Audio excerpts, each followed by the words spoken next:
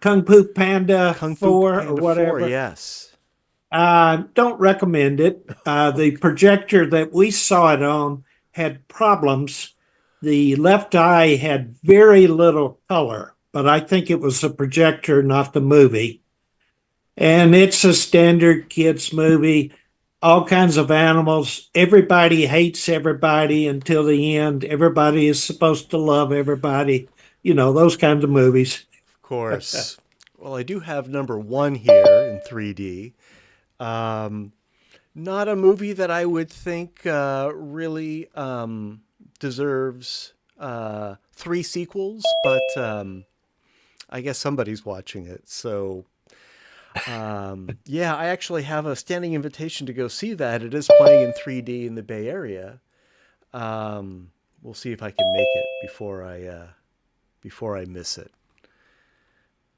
Um, I'd like to see that Charlie Oscar Romeo movie or play. I hear it's scary and so on. And it's even in 2D, I'd like to see it. it's pretty intense. Did you see the show from the New York Stereoscopic Association they did? Yes, Yeah, yes. The yeah, guy was wonderful speaker about how it was all done and the thought behind it. yeah, What a great idea to go just to think of a play on those recordings. Just, he dreamed it up, he said, with a few of his friends. yeah, yeah. Clever, clever. And it's intense. Have you seen it yourself, Matt? Or I don't own it. I yeah, haven't seen the whole thing, just some clips. I yeah. think that a couple of our members do, but I haven't seen the complete movie yet myself. All right, I'm going to wait for one more person. Lee, speaking of your experience with the poor stereo projection, I'm surprised that bad 3D projection is still a thing. And I think I mentioned last week, a couple of us went to see an art film, Anselm, at a theater that's never done 3D before, and they had the worst system. And then I'm also thinking of a time that a couple of us went to see Gods of Egypt, not a great movie, in 3D. And one of the eyes, the left eye, was all fogged up through the whole movie. And what we found out was that the exhaust duct for the popcorn machine was went around that projector, and it, I guess it, emitted enough heat or steam or something that it fogged up that eye. That was Wow. probably the second worst 3D projection I've ever seen. Now we've discovered that it sort of doesn't matter if, as long as one eye is good, right? Did that not work in motion, or is that just for stills? If it was like slightly out of focus, I think it would have been fine. This was very, very foggy. And it was interesting. You could still get a 3D effect, but the fogginess was enough that my brain at least couldn't compensate for it. So there is a threshold that it crossed, clearly. The threshold of where you notice it, I guess, which is probably pretty high. Yeah, yeah. I imagine that it probably is, and I wonder if anyone has actually, scientifically examined that to I see how doubt it. far you It's can go. interesting, but Probably not. Yes, unfortunately. not a lot of attention to our favorite subject. All right. Well, I think we're going to get started. I am expecting a few more people, but if they're late, let's not spend all night waiting for them. Let me share my screen and we'll get started here. Amazingly, we haven't had any disasters yet, so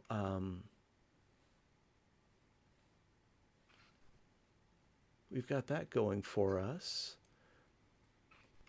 Okay, there it is.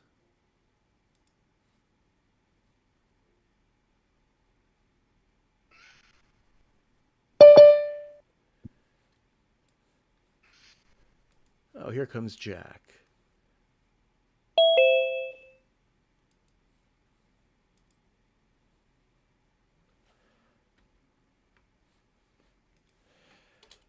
Okay. Can hear you. Can you hear me? Jack, I hear you fine, and we're just getting started. Oh, oh Your okay. timing is I always get perfect. confused. I always get confused when I'm getting on and it says I always want to join meeting and it only offers me the choice of opening meeting. Well, you're here. Whatever you did it right. Okay. I just remember how to do it right next time. All right. So thank you for joining us. We'll let the stragglers come in whenever. We are going to start with one by Melinda. Melinda, incidentally, and you too, Oleg, were you able to download the files for tonight's slideshow okay? Did it work for you? We need to mute Jack. I missed that. I Jack was just know how asking to if you were mute, able. by the way? Does Jack know how to mute himself by any chance? Yeah, Jack, I think you might need to mute yourself because we're getting some echo. This is on the laptop. Uh, well, let's see how you do, Jack. I don't have anything turned on the TV I'm watching at all. Okay. I'm watching the picture, but there's no sound. It's all turned off. All right. It's probably going to be fine. If you've got a 10-year-old in your neighborhood, have him come in and he'll show you. That's right. I don't speak. I don't know of any. All right. Our first image of the evening is by Melinda. And I should start, of course, that this is our special subject meeting, and our subject for tonight is rivalry, retinal rivalry. And what we're doing is we're using retinal rivalry creatively. Retinal rivalry, for those who don't know, and I think everyone here does know, is when in the stereo image there's something different in the left eye and the right eye that creates well, it could be an error, but we're using it, as I said, creatively tonight. And the first one that we have to show is by Melinda, and the title is Candy or Coal. Melinda, tell us all about this. Yeah, I took this years ago because I saw I like the sign 3D gummy blocks. Seemed appropriate, but never had a use for it. But it seemed like it would be a good starting point to fool with some retinal rivalry, and in particular color versus black and white. So I just simply desaturated one eye completely to see what the result would look like, and I thought it came out really interesting. The candies in the center, they sort of look like half of them look like candy and the other half look like coal. And I don't know. I guess it's the sharper parts of the black and white image seem to be cutting through or taking precedence. But it's an interesting kind of rivalry going on there. And then the Tootsie Rolls on the side, to me they look completely normal. So there's none of that rivalry, really. And then the sign on the label is red in one and gray in the other. So there's a lot of rivalry. So it's sort of interesting. It's like three different areas. One where the views are really fighting each other. The other where it's perfectly happy, and then in the middle there's this sort of weird thing going on. So I don't know what to make of it, but I just thought it was interesting. It is very interesting. This one really works for me in a way I've never seen any other done, because when I look at it, and I'm just staring at it, the colors go in and go out. I mean, there was 1 second they're all black on the left side, and then the colors come in. All of a sudden, they're almost fully colored on the left side. It's probably just my brain disintegrating, but I've never seen this before. Well, yeah, I mean, it's parts of your brain are sort of fighting over the interpretation of what you're looking at. Yeah. And I guess for you, it's sort of hit in that perfect sweet spot where it's just not clear. And I guess that's the middle part, really, right? I'm assuming you're not having any problem on the left side, right? It's mostly where it's changing color and not color. It's mostly on the left side. Oh, it is on the left side with the Tootsie Rolls? Yeah. Oh, okay. Yeah. So that's definitely different from me. Anybody else with different experiences or Lee has similar mentioned to one in of the us? chat that the color image heavily dominates for him. And, when I see this, looking at it on my Lume Pad, it actually looks like a color image with, with both eyes. And as well as the anaglyph, which doesn't surprise me. Although the I'm anaglyph is quite a bit darker. getting the same thing on my Lume Pad. The Looks color pretty normal. dominates. Whereas if I'm previewing it on my iPad, it's much more prevalent in terms of the retinal rivalry. Oh, how interesting! Yeah. But my Yeah. Lume Pad is also acting a little swirly and flickering a bit. I guess an interesting point is that even if we're using the same methods for viewing it, each human being and each brain is probably doing a little bit different things. Yeah, I think you're right. Yeah. I like the shot. I'm curious. I don't know if Melinda's into it, but wonder what would happen if you just cloned or copied the right side of that plate and flipped it to hide the flare that's coming in on the left. Oh, interesting. Yeah, the flare seems to make parts of the candy look like they're covered in spider webs or something. At least to me.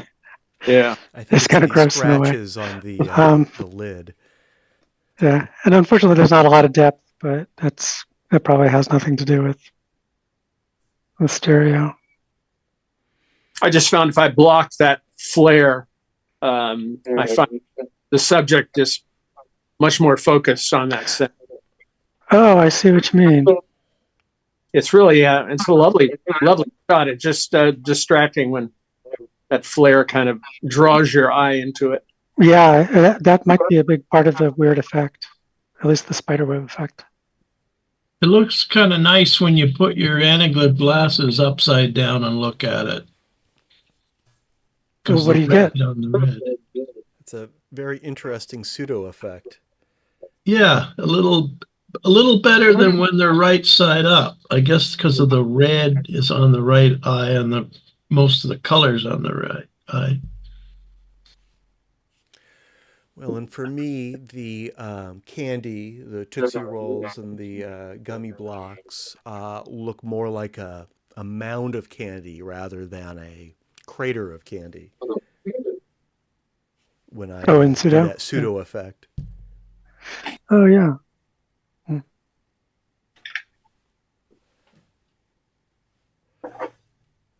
Yeah, it's funny. It's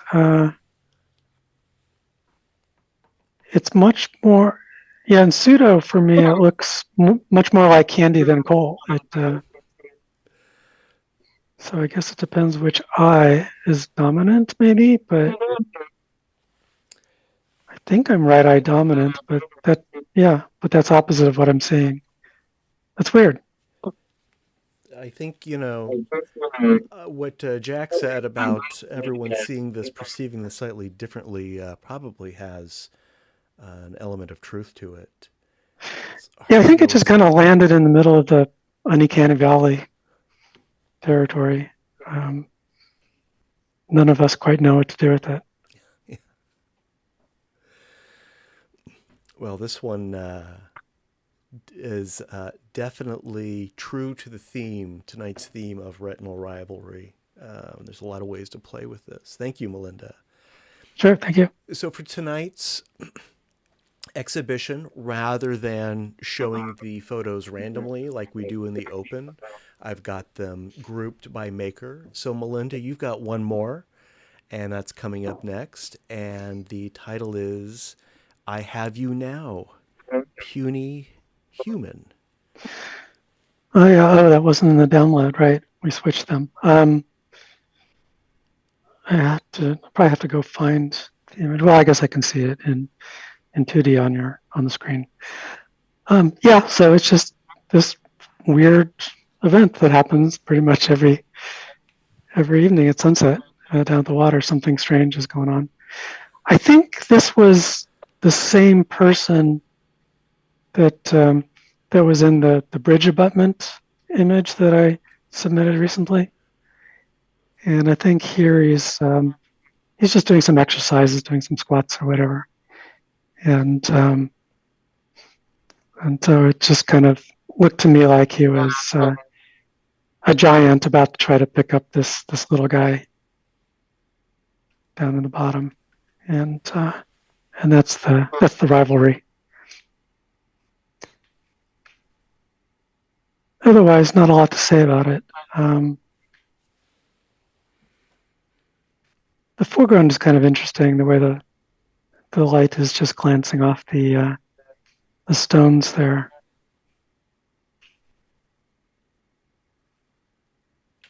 And I think the border helped too. And I didn't really do much of anything to the image. I think the effect of being a giant, I mean, of course, that works in 2D, but in 3D, the trick is revealed, and we can see that the puny human is actually in the distance.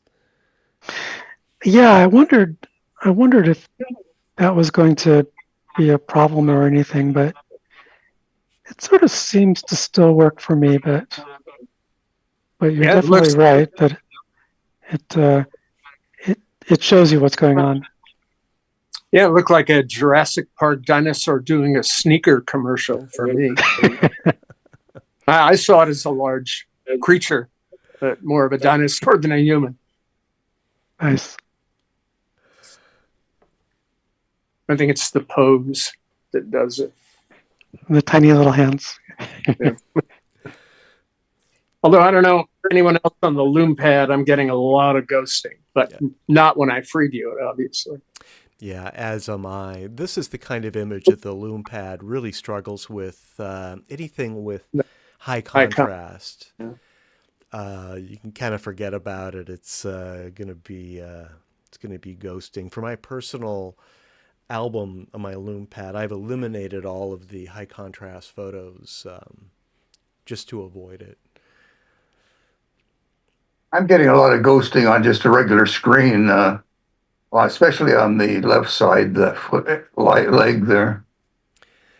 This is probably the kind of image that is best free viewed.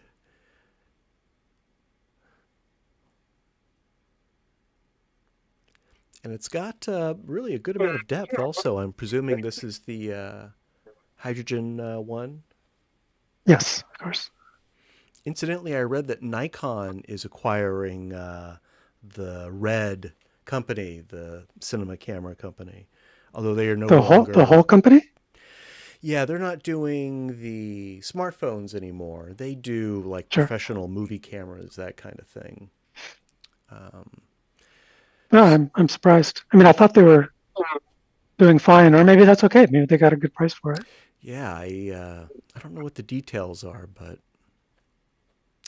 sadly, it's going to be, I'm sure, the last 3D device we get from that company. Although it'd be great if Nikon gave us a 3D camera. Yeah, Nikon could do it. Who knows? They could do it. They should do it. Definitely. Yeah, that would be nice. Yeah, we can dream. All right, thank you, Melinda. Thank you. Jack, we've got you coming up next. We've got two by you. The first one, Jack, is Fiery Flower. And incidentally, if you're following along on YouTube, it'll take 10 or 15 seconds to catch up.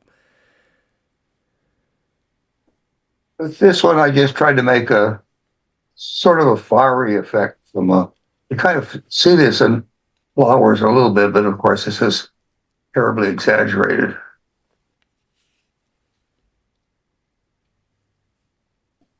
It's great. Really works well. It's subtle.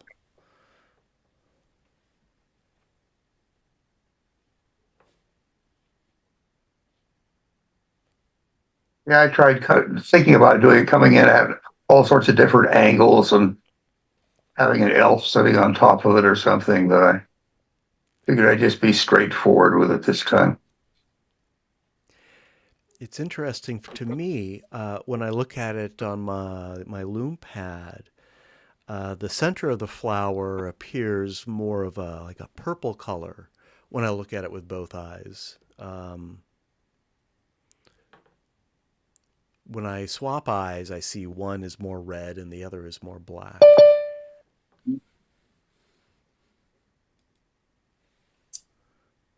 Is that a native shot or a conversion?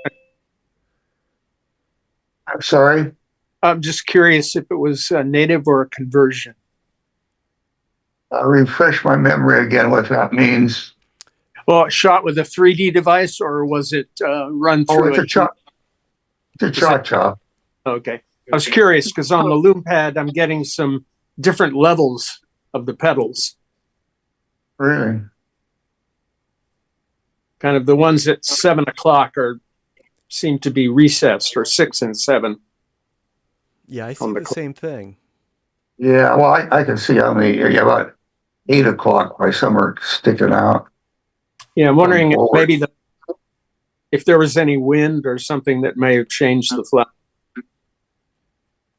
No, I think that was. Well, I don't really remember. I don't think so, though. Doesn't really bother me. I was just curious. I like the yellow green kind of circle. It's easy on the eye. It's kind of pleasant to look at. It's even though the two eyes are very different, there doesn't seem to be any real rivalry at all. Something about it is believable, I guess. Yeah, it is very comfortable to view.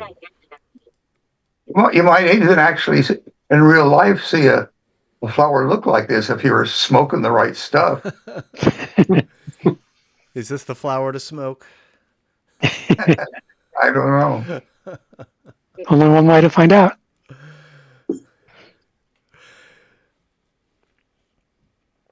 And actually, since we were talking about it, I want to look at this in pseudo. Yeah, it's got an interesting stereo effect in pseudo, and the rivalry, of course, works.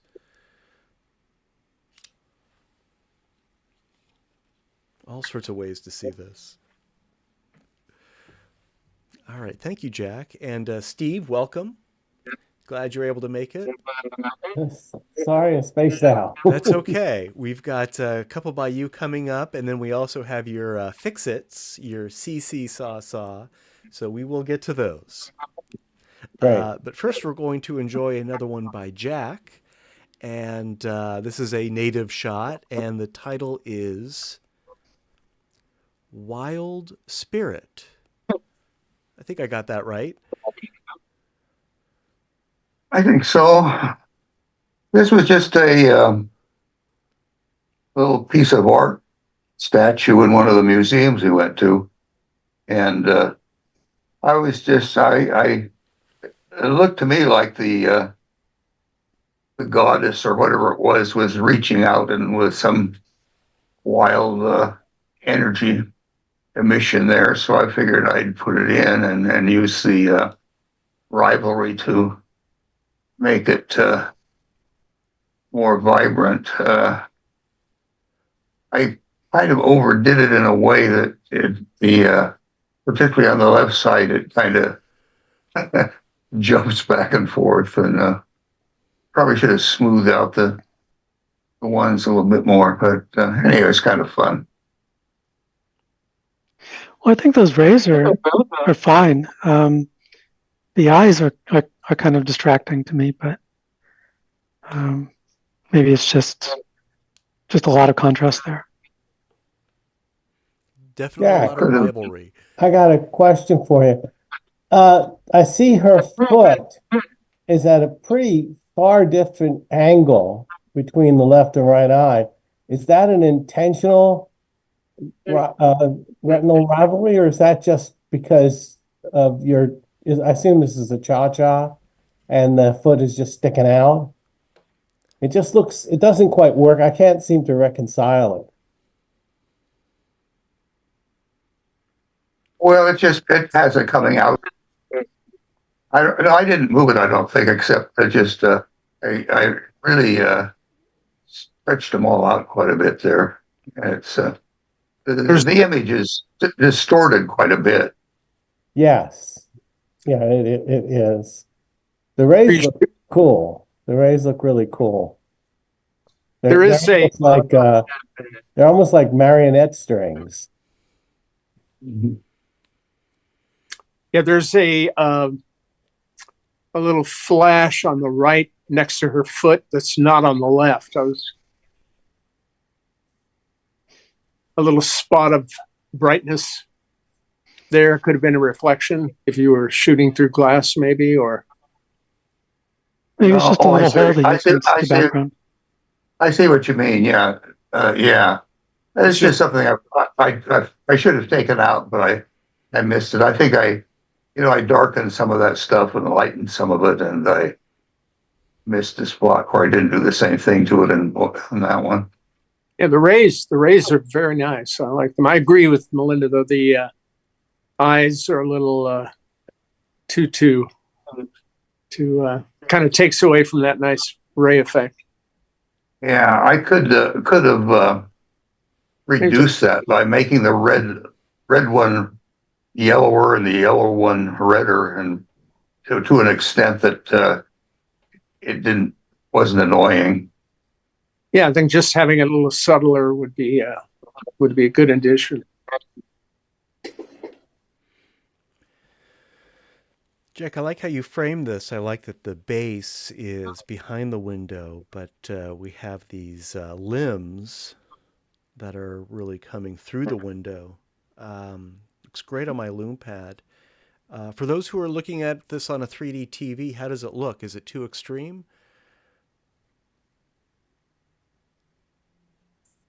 Is anyone looking at it on a TV? Well, I'm looking at it on a 3D And it looks screen, and okay? it looks perfect to me. Perfect, okay. Well, no complaints on this end either. Oh, I'm not complaining.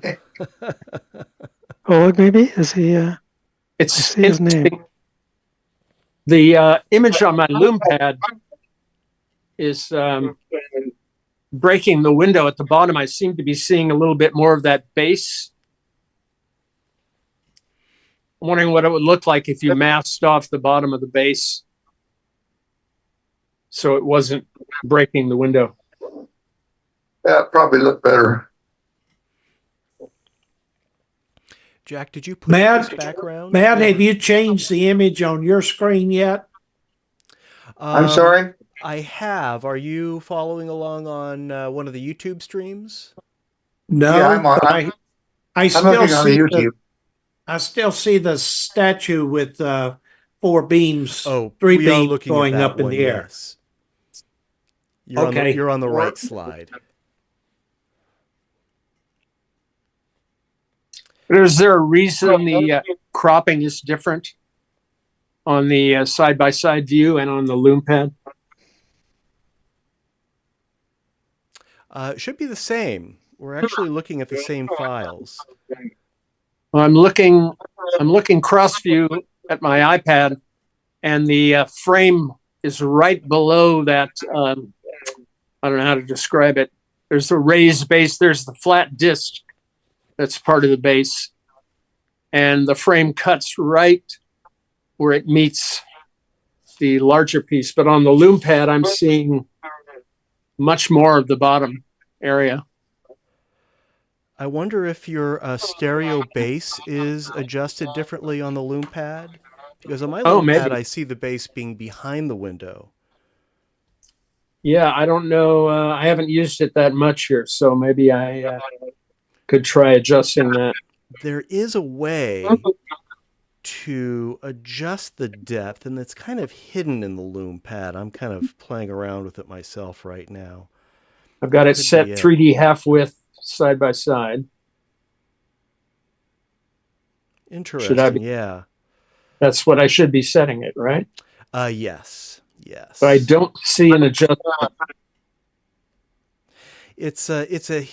I'm not sure exactly where it is. It's a hidden feature kind of thing.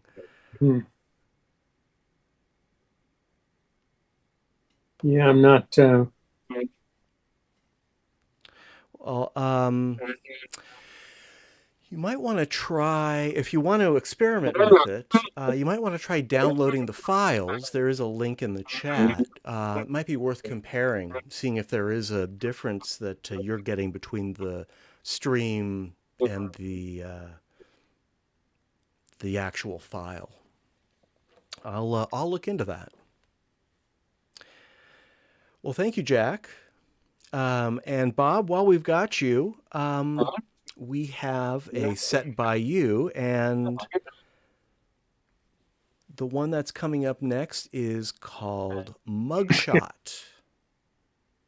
And I think I see the rivalry. Yeah. Tell us It's about pretty this, Bob. Well, this was for a conference, and they wanted a headshot, so I thought a mugshot would be great, and always a chance for a bad pun. So the English expression "Bob's your uncle" became my nickname, and also an opportunity to give me a little more height there too. Of course. That's the creative aspect of it here. A little more depth too. The 8-foot line is much more forward than the others. Well, that's my crime was numerous window violations. Yeah,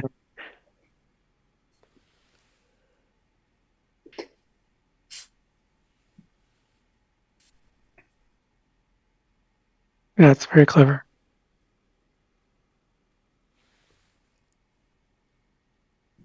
It's interesting to view this one as an anaglyph, since Bob is wearing the anaglyph glasses, viewers, I should say, in this image. Swapped, of course, for the rivalry. It's they really do pop out as an anaglyph.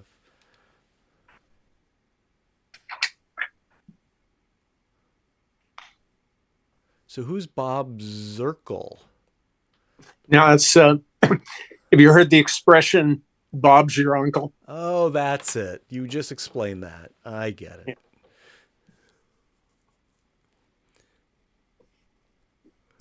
Could probably get arrested for that pun too. Well, here we don't Yeah. arrest anyone for window violations. Yeah, but I think in California, isn't it? Use a pun, go to jail. That's, Yeah. Arrest them for puns, not for the window violation. Yes, right. Well, we're not going to snitch on you if you violate any stereo windows here. So, Bob, let's move on to another one of yours. This will be popping up in a few moments. Ray in the Zone. I'm sure everybody's familiar with iconic Ray Zone, who the master of 3D comics, and he also was a big proponent of retinal rivalry. He loved retinal rivalry. So I gave him a little on the border of his portrait in the back and his shirt. And the shoes, or are those real? Oh no, that's what he wears. I've started wearing. I have a mixed pair of red and blue that I bring to 3D cons and wear them in Ray's honor. But no, That's nice. those were his. If Yeah, he I'll has buy a two pair of, pairs, huh? if he has a pair of green ones and a pair of red ones, Yeah. too bad you couldn't get one of each and switched them. Well, that's what he did. I'm sure he had to buy two pair. I bought two. I found a wonderful red and cyan pair at some shoe store, and I bought them. I think The Jack left was one is- suggesting that The left, two the left people one is could red in buy both two pairs. images. You should have the right one red in one image and left one red in the other image. Oh, to Right. create a rivalry? Yeah. Yeah. Actually, good point. I could have switched that, or gone back in a time machine and have Ray switched shoes. Yeah. Second shot. Probably would have been easier just to make him swap his shoes. So Ray did a lot of work with comic books, and I know he did a lot of conversions, and I'm sure he used Retinal Rivalry creatively in those endeavors. I think that's a format where Retinal Rivalry really works well, and I have a small collection of 3D comics, and most of them seem to throw in one or two kind of rivalry gimmicks. They played a dead man in a coffin in one movie, one horror movie. And it was a rivalry effect? No, it was Ray, though. It was Ray. Yes. It was a and he has 3D horror movie. a 3D horror movie. Well, Ray was a wonderful person, as you said in the chat, Lee. The first time I met him, we had like an hour conversation. I felt like I'd known the guy my whole life. Incredible guy. Well, thank you, Bob. Let's move on to another one by you, and the title here is X Marks the Spot.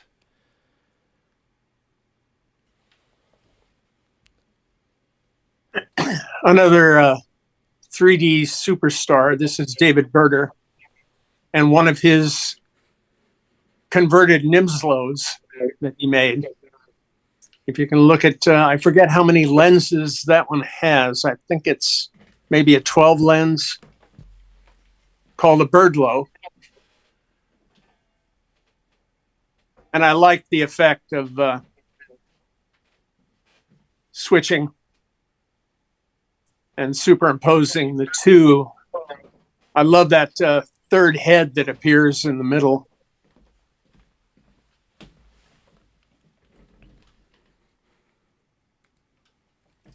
But not a lot of retinal rivalry, just the spot in the middle.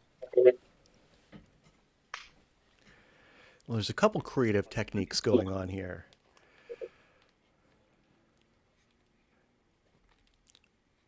But it definitely counts. I never met the man, but I'm very familiar with the camera. He would modify these Nimslows.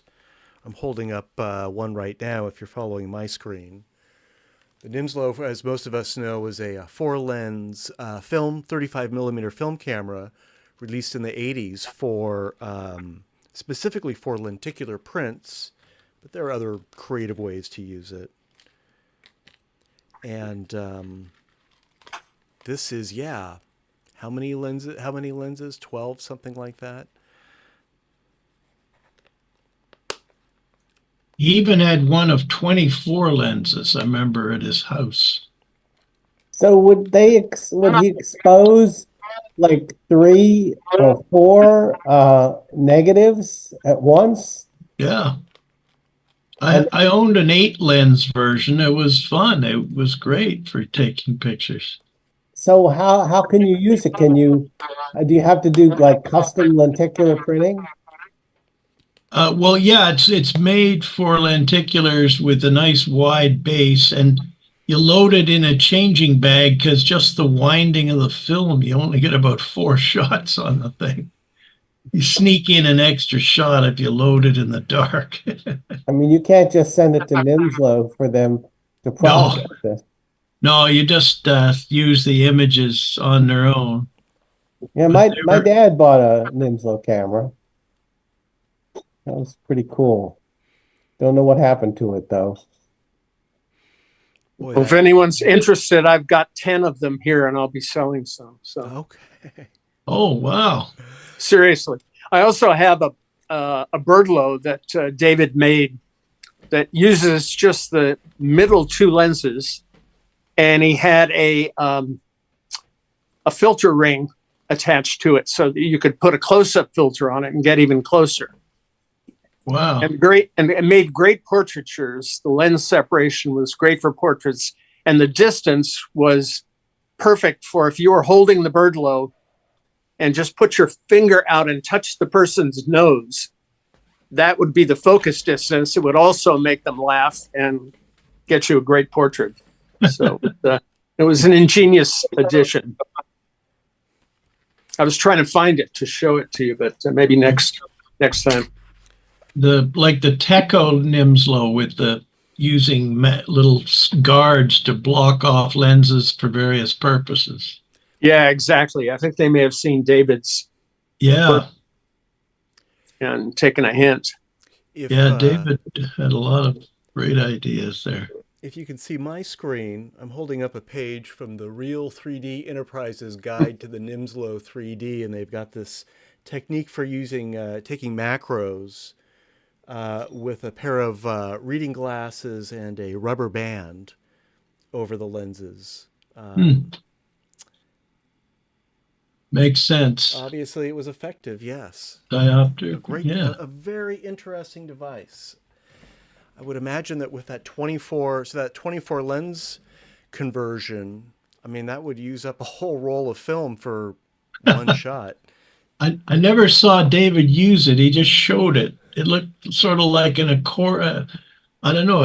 I can't describe it. It was just that whole thing so long that it was like a big joke, I think. But you're right. You could have taken 24 different pictures with it. Yeah. As you say, a roll of film. I still occasionally shoot with mine. Of course, Nimslo no longer develops the film, no longer prints the lenticulars, but you can develop the film. Don't have the film actually cut it yourself. Don't have prints made, and then just scan the film, and then you have the four frames to manipulate digitally, and the 2 outermost frames, depending on the subject and your distance from it, that's a very good stereo pair right there. So it's a pretty versatile camera. I think people were interested in getting Nimslos for the Wiggle 3D images, to be able to shoot them. Yeah, that's a great technique, animating those 4 frames so they wiggle and you get that sort of pseudo stereo effect. Not pseudo, but yeah, you can get that on Leopic's converter as well. yeah. I remember reading something about a device that you can put into a 35 millimeter film camera to turn it into a digital camera. I don't know I think it was a Kickstarter. I don't know if it was ever made, but that would be ideal for something like this. Exactly. I was hoping they'd do one so that I could use some of the favorite film cameras I have and just put a digital back on it. Yeah, And that's I what know I they- hope for my Nikon. You say you have that? No, I have a Nikon. I've just been waiting for decades for a digital back. Yeah. Didn't they do one for the Hasselblad? I thought. I'm sure they did. Yeah, there have been a few. I don't need that for my cell phone. No.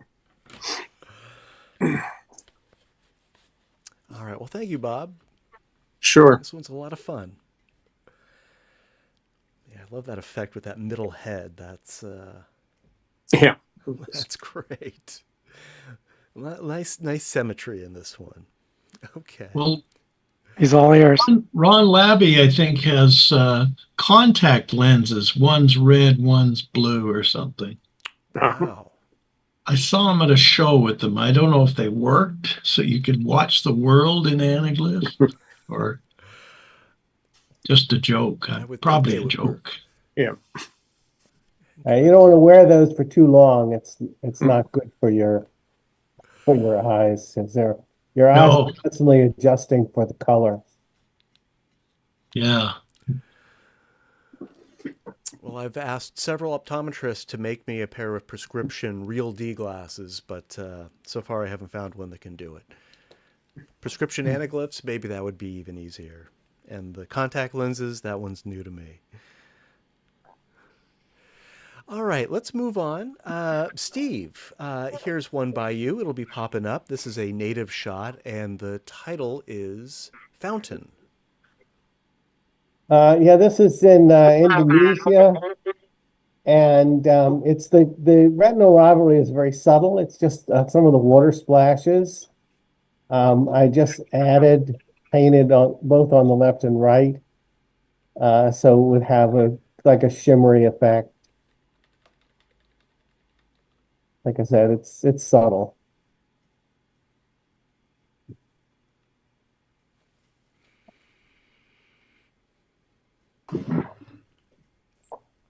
I also darkened the people in the background. They were a little distracting. Yeah, I think that helps. Was it a dark day or like an overcast day or? late in the No, I don't afternoon? think so. I think it was a regular sunny day. You could have changed all the shirt colors back there. All the blue ones, turn them to red, and the guy in red turn it to blue.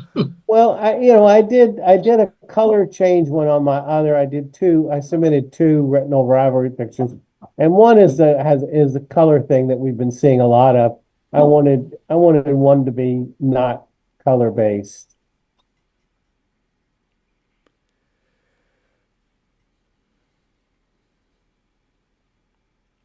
And tell me again, Steve, where this fountain is?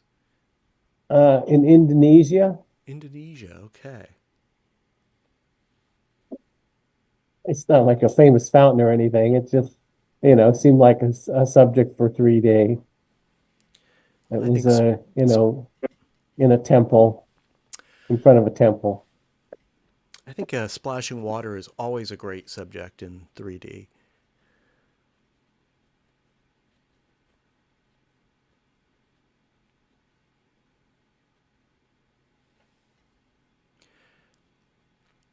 All right, thanks, Steve. So this is your native shot of the evening, and now we have a conversion by Steve.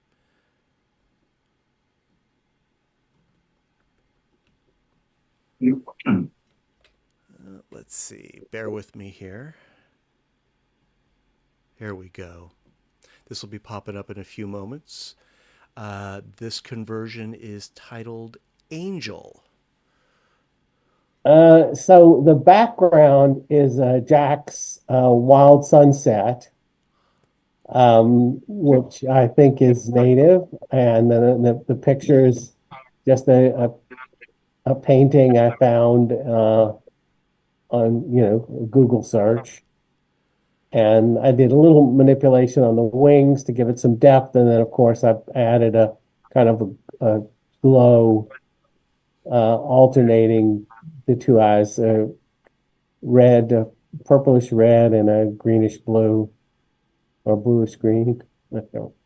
Take your pick.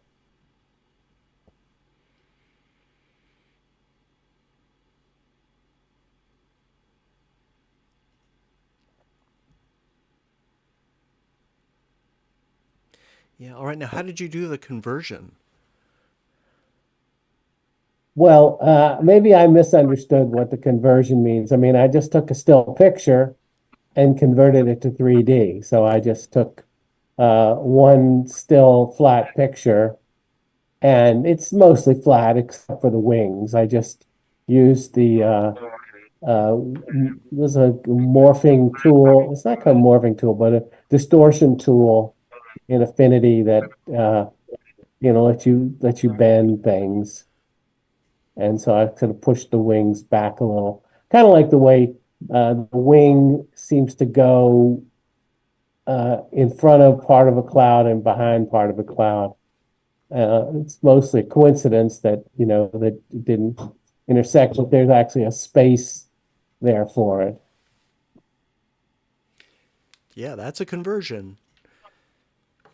You Yeah. don't have to run it through a fancy AI program in order for it to qualify as a conversion. You do it however you want. Looks very nice. Oh, thanks. And the clouds behind it looks really good too. Yeah, Jack deserves the credit for that. It's his picture. I have a nice 3D cloud picture, but it just wasn't as good for this subject. And actually, Melinda once manipulated that, kind of improved it. And but this is a good picture for my needs. And I emailed Jack, he gave me permission.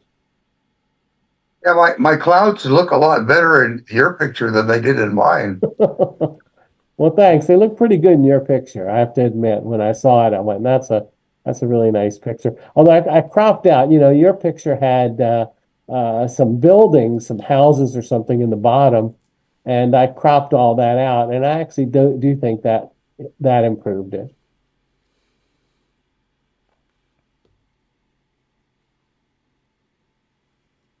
Those the features are different between each eye. And I find it a little distracting. I kind of wonder what it would look like if it was the same fringes, but just different colors. Yeah, that's an option. I mean, there's an endless amount of options, but I wanted to experiment. I've done just color changing. I don't think it doesn't, just like with the water, I was looking for kind of like a shimmery effect, which I guess you do get with color changing, but I kind of wanted more, and I kind of liked it. But yeah, I mean, I totally could do, I still have all the layers, so I could do this. And I just have no idea what that would look like. It might just not work at all, but it would be interesting, I think. It would, I think it would probably work. Yeah, it would probably work, especially if you find the alternating beams distracting, then it would definitely work. If you look like on her left hip, it's really close. I didn't do too much there. And you can see a little bit of a shimmery effect there. Actually, both hips, I think, are kind of like that. And it's a more subtle effect, but yeah, I think it would probably work. Maybe it would lose the sort of shimmering effect that you are getting here, though. I guess that's what you were mostly looking for. Is that correct? Yeah, I was looking for a pretty dramatic alternating effect, and you kind of have to take it through to the end. Sometimes it doesn't look like anything until you get finished. Do I get 50% of all the prize money you win with this one? Absolutely. Coming your way. Well, that Okay. first check should be here any day now. Yeah, you can really get rich at these international exhibitions. Yeah. Solid gold festivals are the trophies, same cash way. prizes, cars. Speaking of that shimmering effect, I'm actually going to go back a few to Bob's Ray in the Zone, the photo of Ray Zone, because I think he did that very well in the framed photo of Ray that you see in the upper right-hand corner. If you're following along one of the streams, this will pop up in a few moments. But Bob's put a red frame on the left eye and a blue frame on the right eye. And it definitely creates that shimmering effect. Yeah, good point. And I think that's kind of what you were after. Is that what you're talking about, Melinda? Yes, exactly. Yeah. So I didn't know if it would still shimmer, and the answer is yes. Yeah, I would say that the frame around Ray is very shimmery in this one. That's how I describe it too. Anyway, let's move forward. I just wanted to compare that as another example. Shimmery. I'm going to write that down as a Scrabble word. Yeah. And if they can test it, just have them come to one of our meetings. We'll show them exactly. Yeah, I will. I'll send you means. as the contact of why it's a word. Go. All right, we should be back on Steve's Angel now. Yeah, I think just I had to step away, so someone may have already mentioned this, but the fact that the rays are different on each of them, especially above her head, is a little distracting for me. Kind of takes away from it. We were Yeah, just that's what talking Melinda about was that. saying. Yeah, I agree. I think just having different colors, maybe having one be slightly bigger or something to give it a little more vibration. But if they're totally different rays, then you're going to get a lot of anomalies. Bob, in fact, we went back to your Ray in the Zone photo so that we could compare the frame that you put around his portrait. Compare that to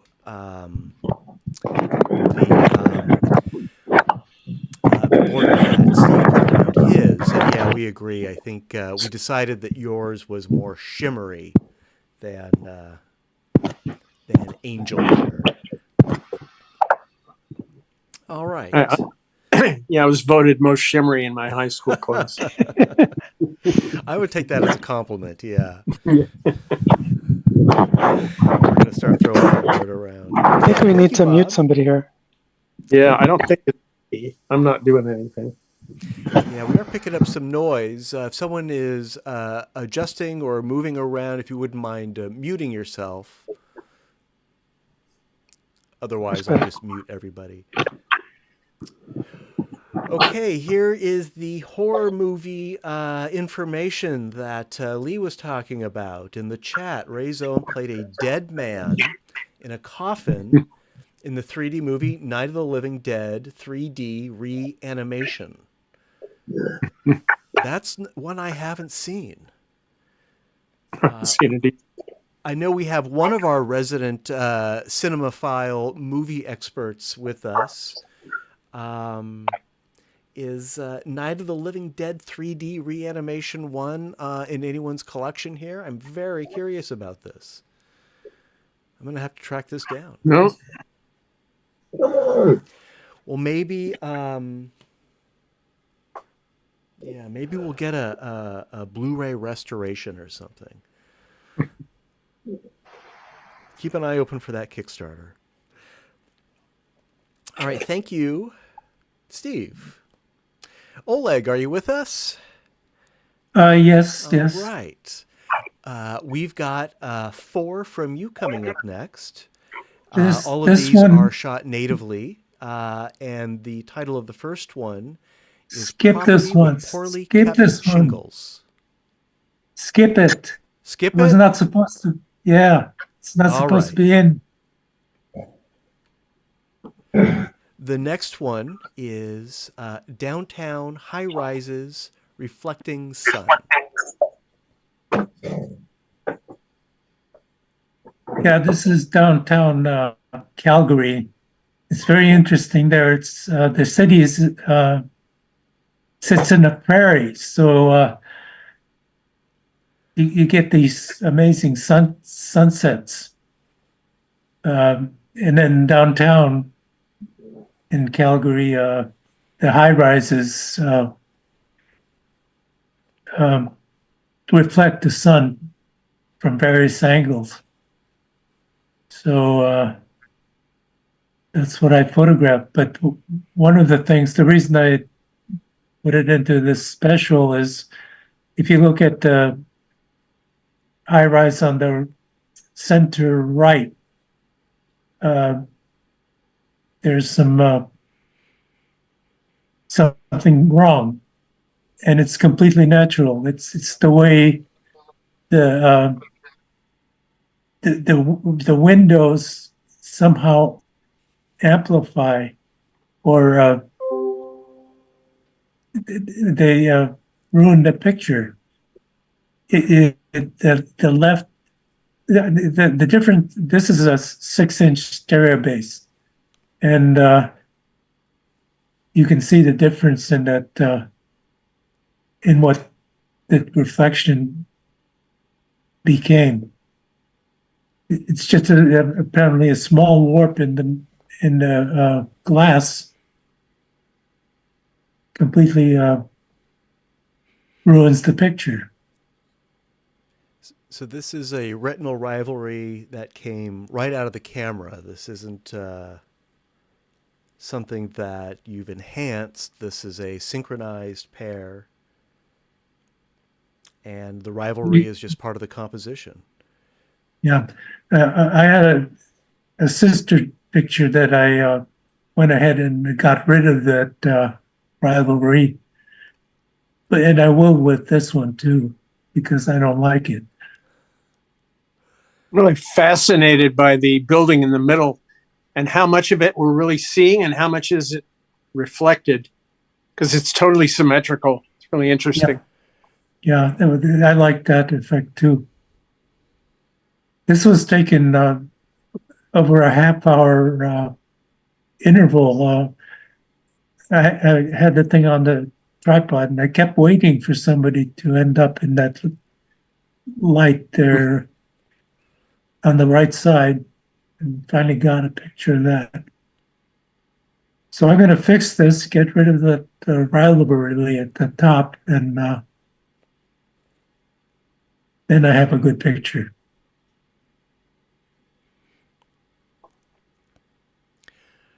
Well, I love this photo. I think it's a fine example of retinal rivalry, but also just generally, I love the quality of the light that you've captured reflecting off these high rises. That's a type of light that I try to capture myself. If you're in the right place at the right time of day, you can really, it just casts these very interesting shadows and reflections, and it illuminates areas kind of indirectly. And I think this photo really captures that quality of light. And there's that great contrast between the new high-rises on the side and this sort of older, smaller building in the middle. And of course, that column of illuminated windows draws my eye right through this space here. And then finally, as you just said, Oleg, you captured those figures, those people in that light in the interior of that building. That really is a sort of a place to explore in 3D, in stereo, that you just don't get with the 2D version. I think this one is very successful. I like it on a big screen. There's a lot of detail to look at. Yeah, it's very well done. Clever, clever.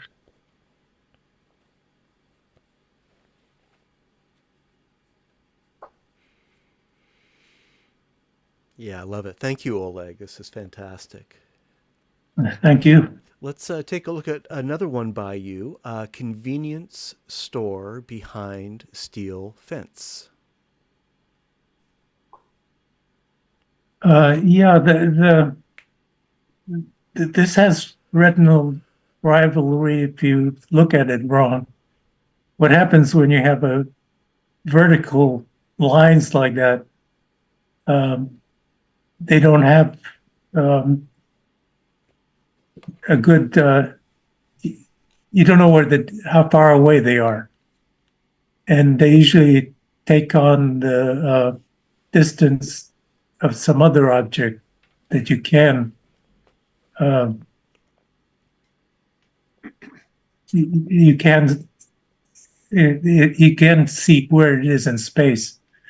So if you look on the center right, if you look through there, the vertical the fence lines go back and forth. That's where the rivalry comes in. Is that Mount is that Mount Rainier in the background? No, it's this is in Chile. Ah, okay. I guess it's not Mount Rainier then. Well, at this location, there are 3 volcanoes actually. This is the ugliest. There's one that looks just like Mount Fuji.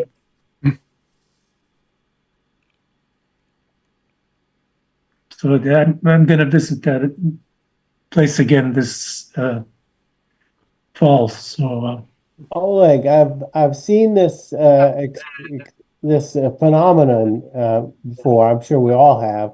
Whenever you have, repetitive vertical images. Although there's a lot of stuff in this that is giving me clues as to where it is. I mean, there's the handle on the gate and the edge of the fence. So I'm having a lot of difficulty getting it wrong. I think if you just had, say, just the orange wall and the fence, then you would really have something that would be hard to reconcile exactly which of the vertical fence posts are supposed to merge. well, I didn't want to I didn't want to do any retinal rivalry because most of the time I try to avoid it. So this is just one that came out naturally. Have a bit of rivalry. Well, maybe I'll have to try it then. Long, thin vertical lines are a lenticular nightmare, of course, because they beat against the lens direction. Yeah. And that's not so good. I remember the first description of the TV, what do they call it? The scan lines, because they use alternating lines. That if you have Interlacing. a thin horizontal line that moves slowly down, it could turn completely invisible, because it would, if it's timed just right, it's in the. I didn't really have any understanding of that until it was explained to me like that you're seeing the alternating fields. A friend of mine had one of those T-shirts like that, very thin horizontal lines that he would keep in case they were filming TV cameras around, because it would beat against the scanning of the TV cameras. Oh, what a rascal! Now, But that's exactly. not an issue anymore. The new TVs, they use alternating fields. not to get too off subject, but there was a 3D movie format for older CRT TVs that relied on that interlacing. And they used electronic shutter glasses. So I think it was just 1/30th every 1/30th of a second. You would see alternating fields. So the frame rate wasn't great, and the vertical resolution wasn't great. but it worked. And there are some 3D movies that were released for that system. This would have been back in the 80s, I think, that have never been released in any other 3D format, never on Blu-ray 3D or anything. So if you have one of those systems, don't ditch it right away. You might have a format that can show a film that no one else has. I have one. Oh, you do have one. I have one of those kits. It has some of the IMAX 3D movies on them. And I keep it around just in case I want to get a headache. Yes. And I recall the headset was quite large, too. It just really drove me, because that flicker rate is horrible. Well, getting back to the photo, thank you, Oleg. Yeah, this is lovely. I definitely get that rivalry effect with those narrow verticals, as Peter said. And I like the verticals on the top of the roof, those vents. They, I think, add something to this image also. Oh, I should mention, I've been doing a lot of work in the fourth dimension, which is color, and I tried to match the tint of the various colors so it would be easier to see, to view. You saw the original pictures, the colors are unlike what you're looking at now. So I see a lot of reds in this photo, and of course that orange wall. And it looks like there's an orangish building in the background there. Are those the colors that you manipulated? Yeah, and the greens also. Yeah. Yeah, that's a good point. You've got the blue azure sky along with the blue signs. You've got the red roof and there's some other red in here. Very, very nicely done. So it as a fourth dimension, it's something else to consider when you're looking at a picture. Yeah.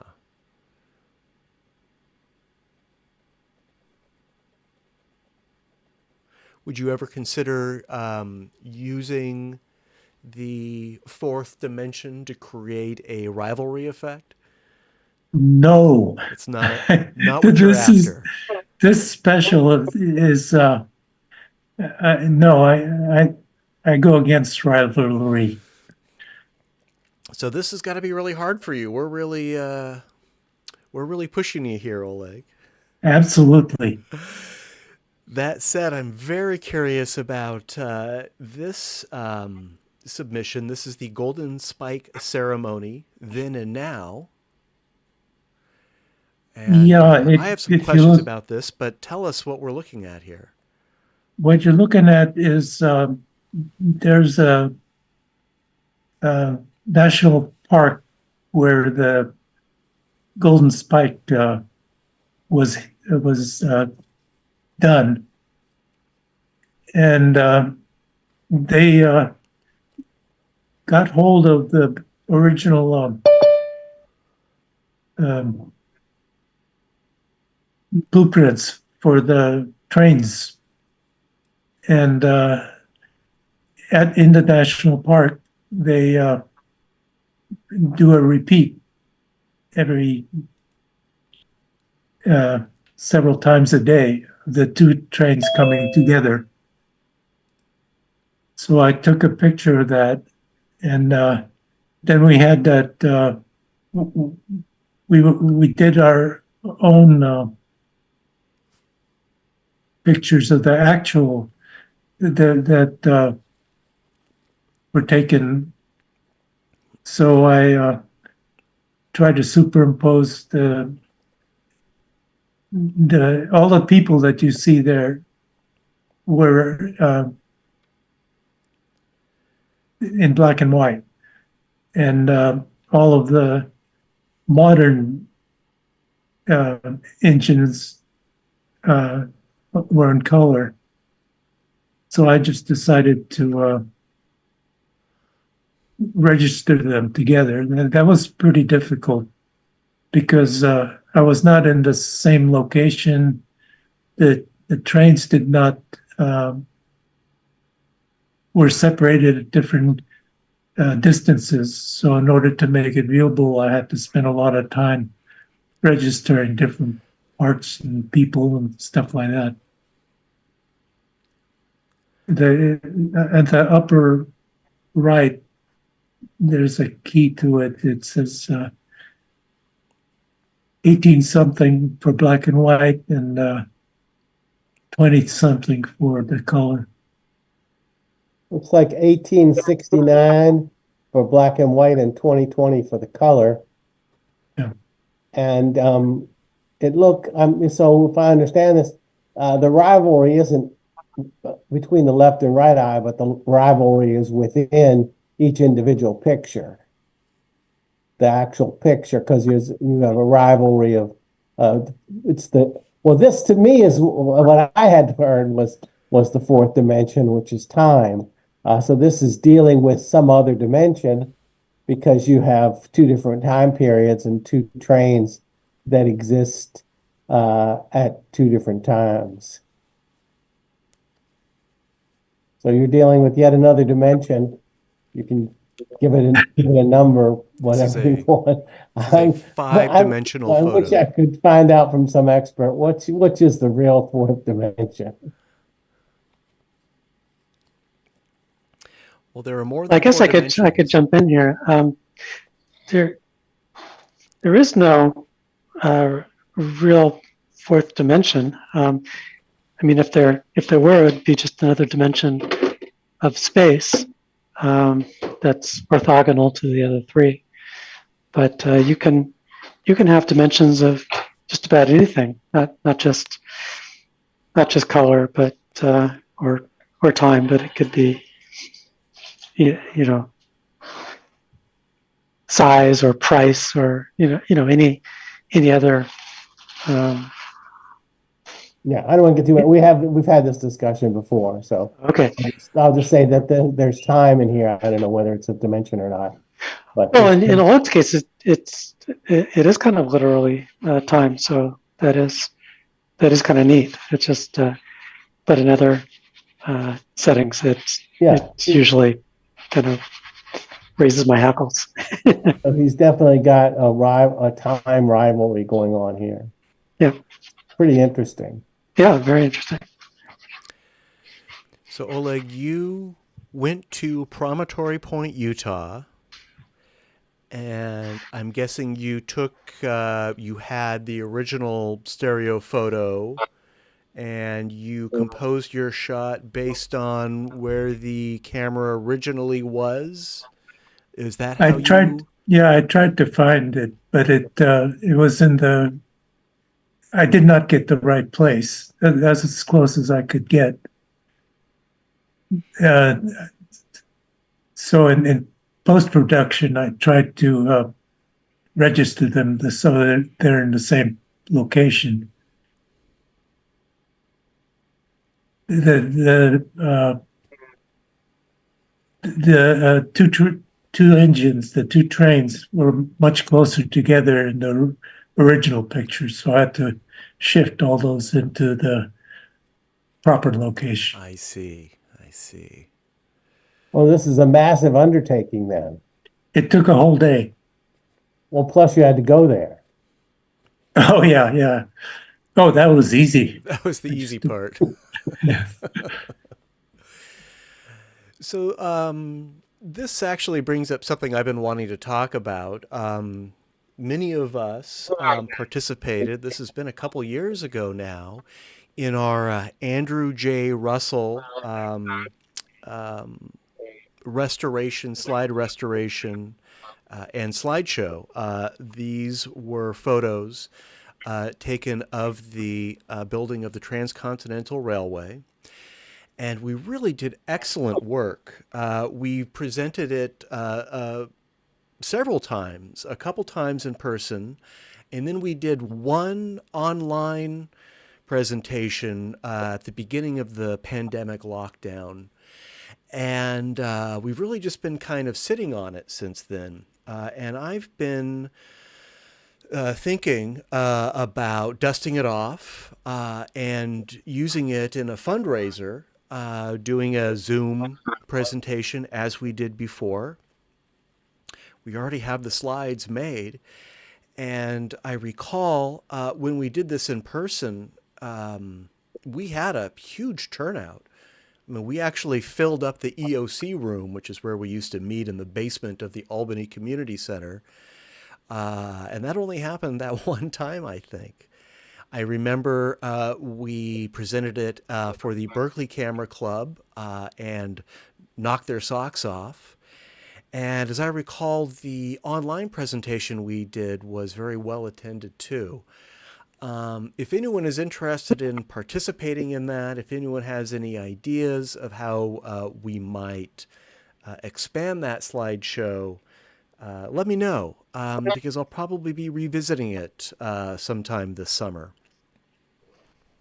I mean, if you want to raise funds, one thing we could do is take a bunch of the images that could be converted that would need, a lot of work, and then you could sort of sell sponsorships of images to be converted. In other words, getting people to donate money to cause us to restore particular images that people really like. Oh, what a really interesting idea. Yeah. That way we would not only raise funds, but we would be restoring the stereo photos that we know people are actually interested in. Yep. Not just the ones that I'm interested in. I really like that idea. And I think that is a pitch that we could make to other stereo camera clubs and 3D enthusiasts. Oh, right. Yeah, I like that idea. Let me take some notes on this. The only thought I had was, printing up an anaglyph book. As I recall, the one we did online had, gosh, I've got to dig up those slides, but I think we showed both anaglyph and I forget if they were side by side or if they were universal, left, right, left. Anyway, I don't want to get into the weeds on this, but I just mentioned it because they're all black and white pictures, so they would work in anaglyph and then could be printed. But yeah, I think Melinda has a great suggestion. They do work well as anaglyphs. Thank you, Oleg.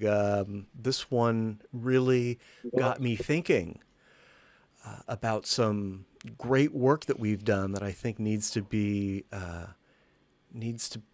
rediscovered. I just noticed, even though, everything is kind of like the flaws are part of the design, something that maybe wasn't your intention on the right-hand picture, you can see that one of the two cuts off before it gets to the edge. On the right-hand side, the far left of the right-hand picture, it just gets chopped off. Just a little edge of it. Yeah, there's a lot of flaws in the picture. It was very difficult to get it to register. Okay, yeah. Yeah, I hadn't noticed That one, Steve. though, you could just crop it if that. Everything else, the flaws look like just part of the fact that you're doing two different time periods, whereas that's clearly just because it's chopped off very consistently. But it also, like I said, it looks like part of the design. But it wouldn't be hard to crop that. Yeah, I hadn't noticed that. It's just, a bit of a border error, easily fixed. Really not even noticeable because it is a mix of a black and white and a color photo. I just thought of something. You could make this into a video where the way I have it, in order to make them more together, the black and white ones are full. The color ones I used, what do you call it? Transparency or Opacity? what's that again? Opacity? Yeah, opacity. So I used a lot of opacity on the colored stuff. Otherwise, the colors picture would have taken over. You wouldn't see the people there. But you can easily make a video where one gradually changes from black and white to color. Yeah. That would be a fun project. Yeah, and it would be simple. I've got all of the things there. All I have to do is change the opacity to make one stronger than the other. Well, like, do you use Magix? Do you use that video software? I did, and something went wrong with it. It got corrupted somehow. It doesn't work anymore. I set up a new Windows computer, a Windows 10 computer, and I dug up my old copy of Magix Movie Edit Pro 2013, and I was amazed that it installed and it works. If you have your installation file, you might want to give it another try. It'd be it would be a tool that you could create that video, that effect that you were just describing. Yeah, I wish I could. I guess I should get to see if I can get a used Magix program. Yeah, and Magix is still in business. Well, they're too fancy now. There are too many things that they That's too bad. Yeah. that I don't want. You could do this without Magix. You could do it in really any video editing program because you can just do side by side. I mean, that's how I've done my films. Just render two side by side images. You can use DaVinci Resolve, which is completely free. There's actually a lot of free video editing programs. So you wouldn't need I mean, I got Magix so I could take the stuff that I shoot with my W3 and because there's no way to import that into my main video editing program. But yeah, you could do exactly what you're talking about in any number of free video editing programs. I like Shotcut. I've heard of that one. It's all open source. It's gotten pretty good. How do you spell it? SHOTCUT. Okay, Shotcut. Okay. That's a I mean, 3D video DaVinci Resolve is really, really full featured, so it might be daunting, but it does a lot of the stuff that After Effects does. It does motion tracking. All right. Well, thank you, Oleg. We're not done yet, but this does conclude the Retinal Rivalry exhibition for tonight. We have, well, actually two other shows. We have some fantastic conversions of San Francisco Post-Quake 1906 by Peter. And we have a Fix It by Steve, a before and after of his CC Saw that we saw last week. Here's what I want to do. Let's go to our straw poll and let's make our selections for the Retinal Rivalry photos that we've enjoyed. We'll spend a couple minutes on that. We'll look at the results, and then we'll jump back into the photos and take a look at start with Peter's conversions. How does that sound? Sure. I'm putting the poll link in the chat. For those who have access to it, I know some of us are looking at this on YouTube, streaming over a TV. If you do have if you're looking at this on a computer, or if you have a tablet or a phone, you can get this link in our chat.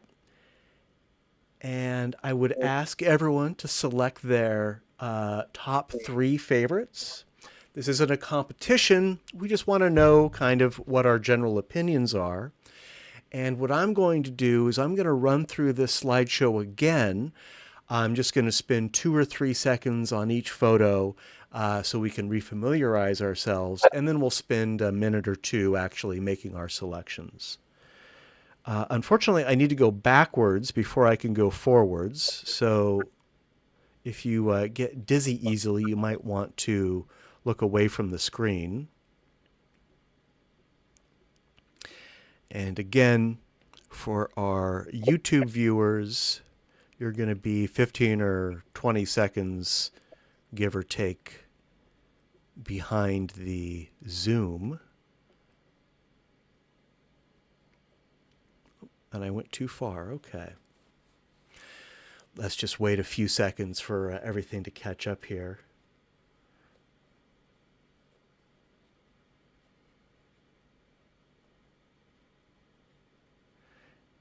And I went back too far, so let me go forward 1.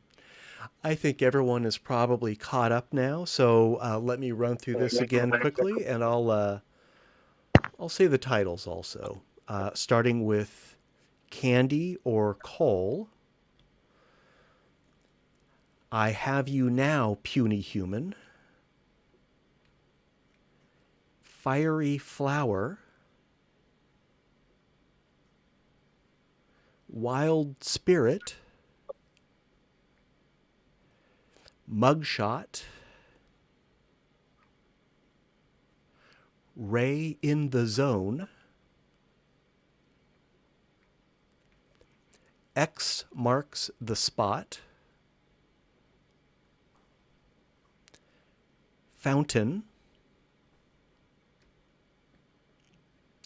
Angel.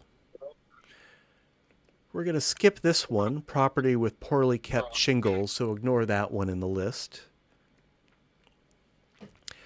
Next. That one was the wrong one. The picture was the wrong one with that title. Okay.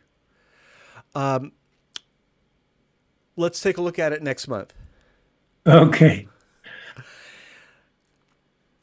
Here we have Downtown High Rises Reflecting Sun. Convenience Store Behind Steel Fence. And the last one for our group tonight is Golden Spike Ceremony, Then and Now.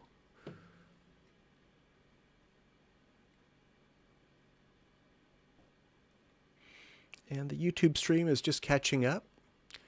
I'm going to stop sharing for a moment. And let's spend the next 60 to 120 seconds making our selections on the straw poll. And again, ignore number 12. Select from the rest. Did everyone get a chance to see the slideshow? Does anyone need to go back? Does anyone want to see anything again? Sounds like we're okay. All right.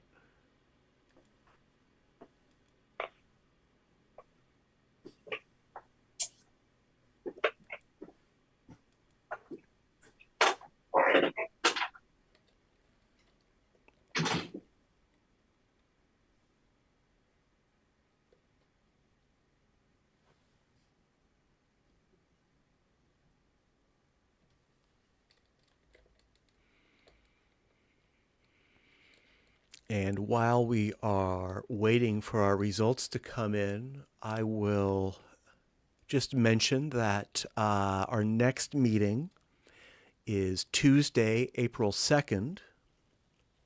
And our special subject for that meeting, well, our special special meeting, which will be the second meeting of April, is mirroring.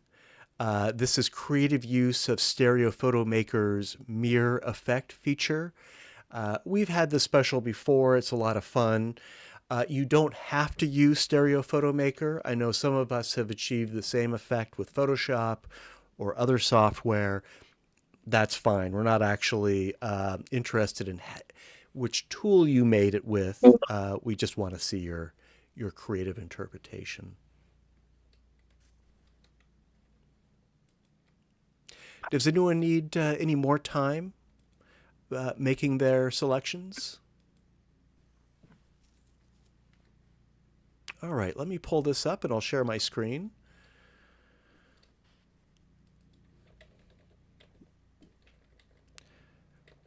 Again, this isn't about winners or losers, but I do encourage the highest scoring photographers to consider entering their photos in an international competition.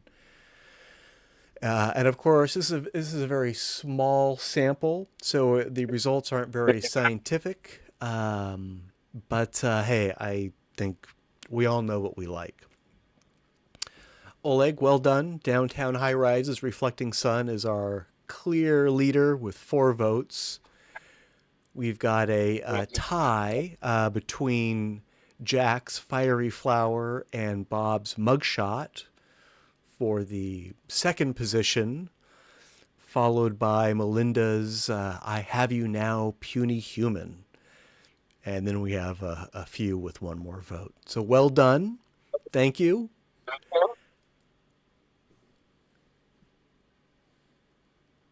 The results will be up for a day or so if you want to take a look at those. Okay.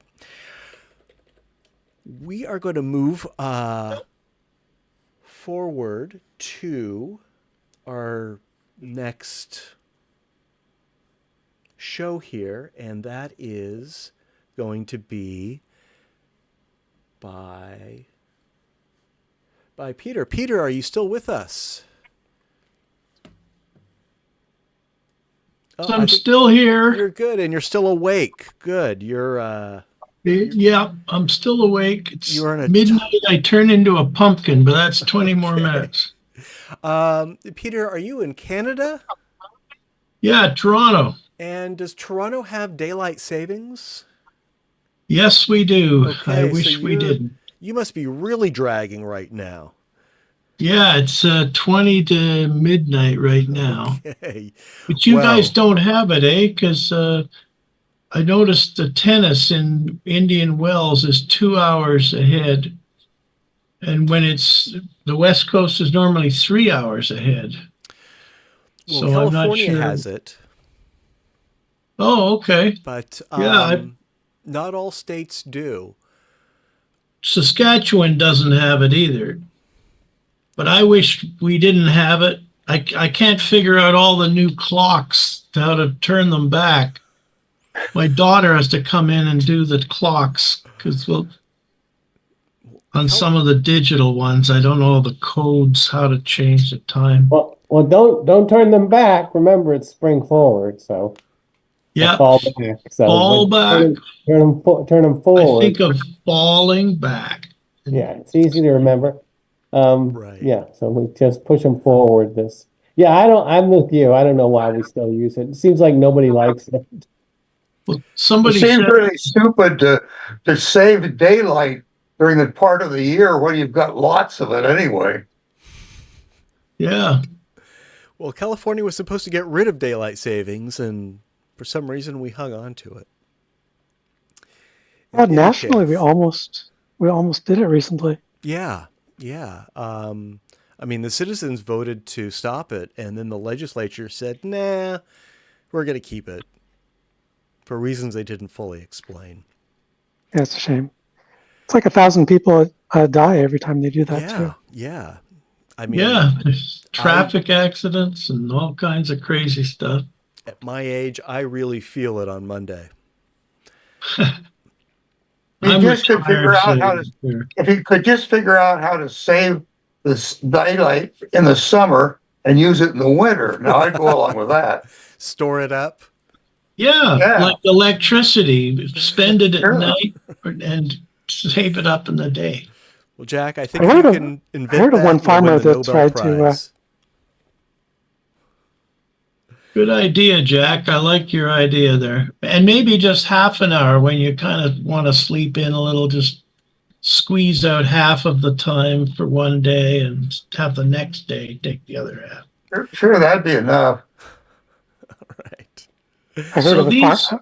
these images were all got from Shorpy.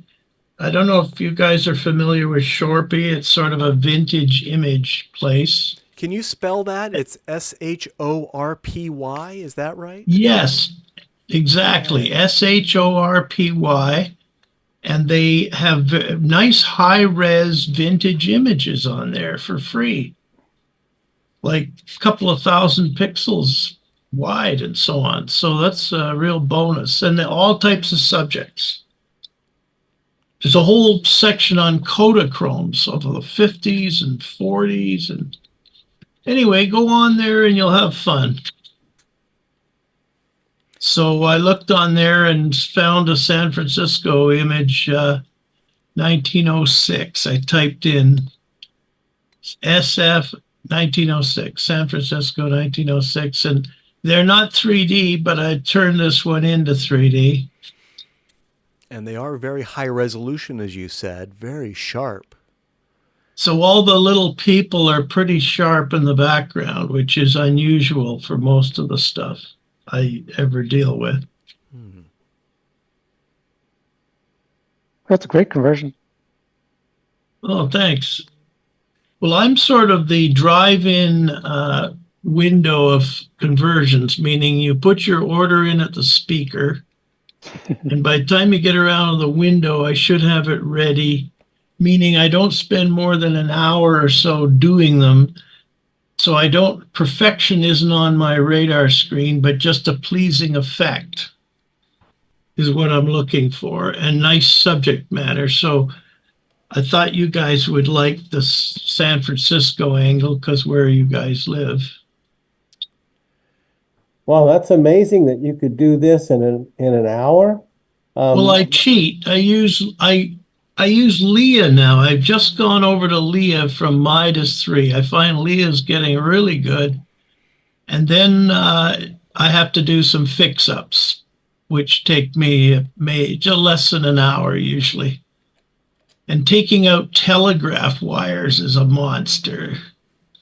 In this one, I even just let them stay there, but they're pretty easy to clone them out.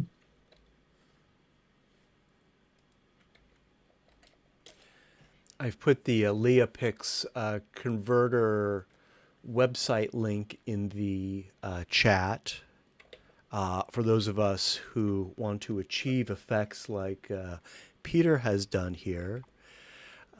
Something that I find really intriguing about this conversion, I think it's a really nicely done conversion.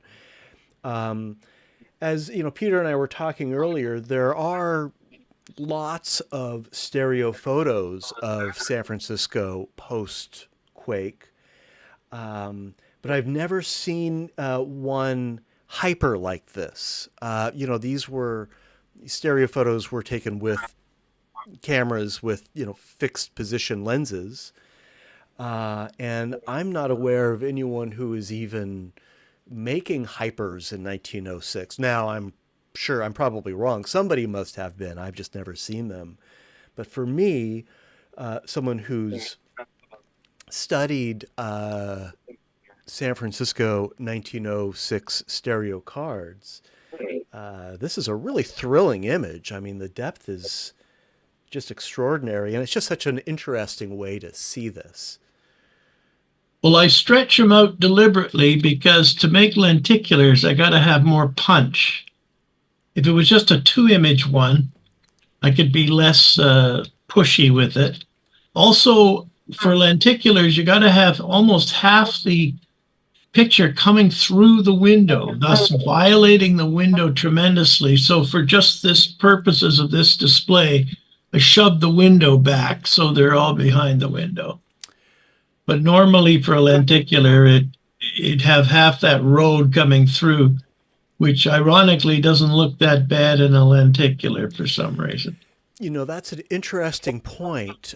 Something that I never noticed. I have a lenticular postcard collection, and I didn't notice how through the window they actually are until I photographed them in 3D, just tilting the postcard a bit between exposures and getting my pair that way.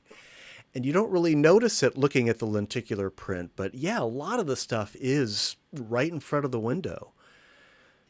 Because if you have it properly to the window, the background would blur out to completely blurry in a lenticular because it'd be so much motion. So you're splitting the motion from the foreground to the background is what you're trying to do. Very interesting. Let's The take thing a that look at- interests me is if you look at it, now is this, if you look at the closest man, the closest person there, you see in one image why the white part of the building is on the right and the next building it's on the left. And that gives it a big part of the 3D effect of the thing. Now, is that something that's done by the Leopix, or is that something you moved him over by hand, or? Yeah, on the people there, the people didn't come out too great with Leah. All their heads are never matching their bodies. So I Okay. just go in there and select every person and grayscale them. So you go, if you want it further to the front, you make them a little darker, and because I have dark at front, white in the back. So you just put all the people where you want them, and it's just where I decide to want them. I could put them all together, but I just feel with the size of them and everything. But the Leopix does great on the buildings and crowds. If you have a whole crowd of heads of people and crowd scene, it's really fantastic the way it will get them all in the right perspective, mostly. And I think it's to do with the, maybe the algorithm looks at the distance of eyes apart and heads, which gives a very good reckoning of how far people are away from the camera. So a human is pretty easy to figure depth-wise. Yeah, these figures look very natural. They look like they belong in that space. I didn't realize you had manipulated them. Well, I try to make it semi-realistic. Yeah, sometimes when you're putting one in, you say, holy Christ, he's way too far forward or back or something. And it's quite, if you select and save the selection, it's very easy to go in and just darken up the image or lighten up the selection quickly once you've selected it. So it doesn't take long to fix it. In other words, once you've done the choosing of the people. Yeah, and I think those people make this shot. There's a great flip shot on that church above on the top of the hill there, California Street, I think this is, taken post-earthquake and pre-earthquake from the same camera position. And it will flip beautifully. And I haven't found the flips. I've seen them separately, but not together. So you could do a lovely lenticular flip card of before and after of the earthquake. Let's take a look at another one. Here's another shot of California Street, San Francisco, 1906. This will be popping up in a few moments. As you see, it's the same street. Same church at the top of the road. Yeah, it looks like we've walked up the street a few blocks. Yeah.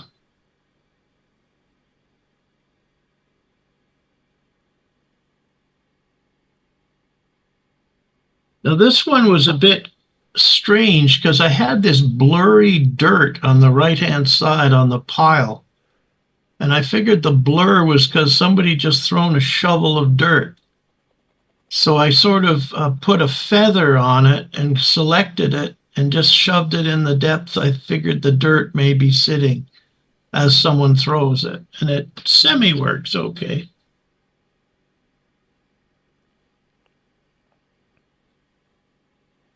That was one of the first things I noticed in this one. This one actually has some action, some movement. How did Leapix handle that that flying dirt before you manipulated it? Did it know what to do with it? It put it right at the same depth as the rubble underneath it, so it just looked like blurry rubble, unless you depthed it up to look floating in air a bit. Yeah, I think And the shovels all bent. Every one of those straight shovels bent. You had to straighten those out. And I got a little lazy on this one because the guy on the very left walking with the woman, his hat's all bent, as you can see a little bit. And I just got sick of working on it. And one of the workmen, his rim of his hat, on the right image, you can see it going off to the right, and on the left image, you can see it going off to the left, a little vertical line of a hat brim. That can all be fixed if you go in there and mask it out properly. I just hit my 1 hour takeout window time and pulled the plug on fixing it. These come out really well. They look good. The next step, when are you going to do colorize them? I don't do colorizing.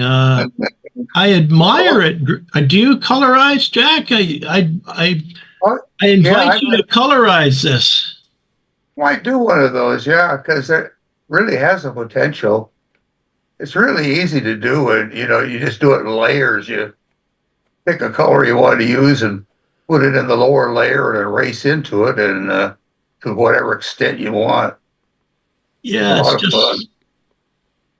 I'm a one-trick pony. I just stick to the three. And a lot of people have colorized this stuff if you find it somewhere on the internet. Now, Peter, I know you've shown us colorized converted photos, but I think you started with a photo that was already colorized in that case. Is that right? Exactly. Yes, I steal. Well, steal is a bad word, but I borrow it indefinitely when it's colorized. Well, good artists borrow and great artists steal, so you can steal it. Indeed. So, yeah, no, I like colorized stuff if you can find it. If you want, I might take one of these and play with it and send it back to you. Well, Jack, go on Shorpy, SHORPY, and find that original image, which will be flat and in nice shape for you to work on. Well, I'd rather start with a 3D image. Well, because I've got the depth map for this, so if you colorize the flat one, I can just whip the depth map on it. And it'll turn into color in 3D. Oh, okay. That's interesting. You don't want to colorize both halves of this, just do the one original. I don't know if you're on your computer now, but Shorpy, you can type it in and find the site. I just put the Shorpy link in the chat. Yeah, it looks like a great site. Lots of content. And I'm a vintage fan, and it's loaded with vintage stuff, old-fashioned stuff.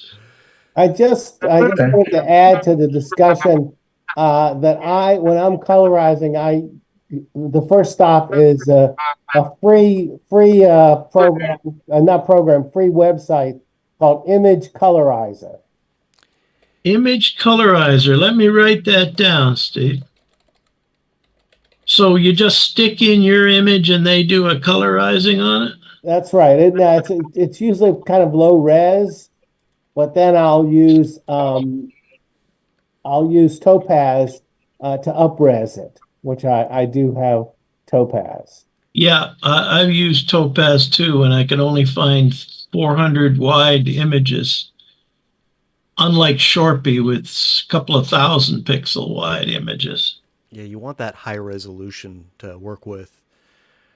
Yeah, I Yeah. don't know what the limit on image colorizer is, but it's less than 1080. Yeah, that's all right. I whenever I've tried an AI colorizer, for me, it just doesn't look right. The people are either faded or strange. The coats change color when it goes through a shadow and Yeah, stuff. well that's true with this one too. And then I'll usually have to tweak it, but it does a really good job with skin tones, which I'm not Oh, very good at. oh, okay, that's good. I put that link in the chat as well, image colorizer. Oh, thanks, Let's Matt. Peter, let's look at another one of yours. This is Golden Gate 1956. This is 50 years later. And this one, here we've got a color. Is this from that Kodachrome collection that you were mentioning?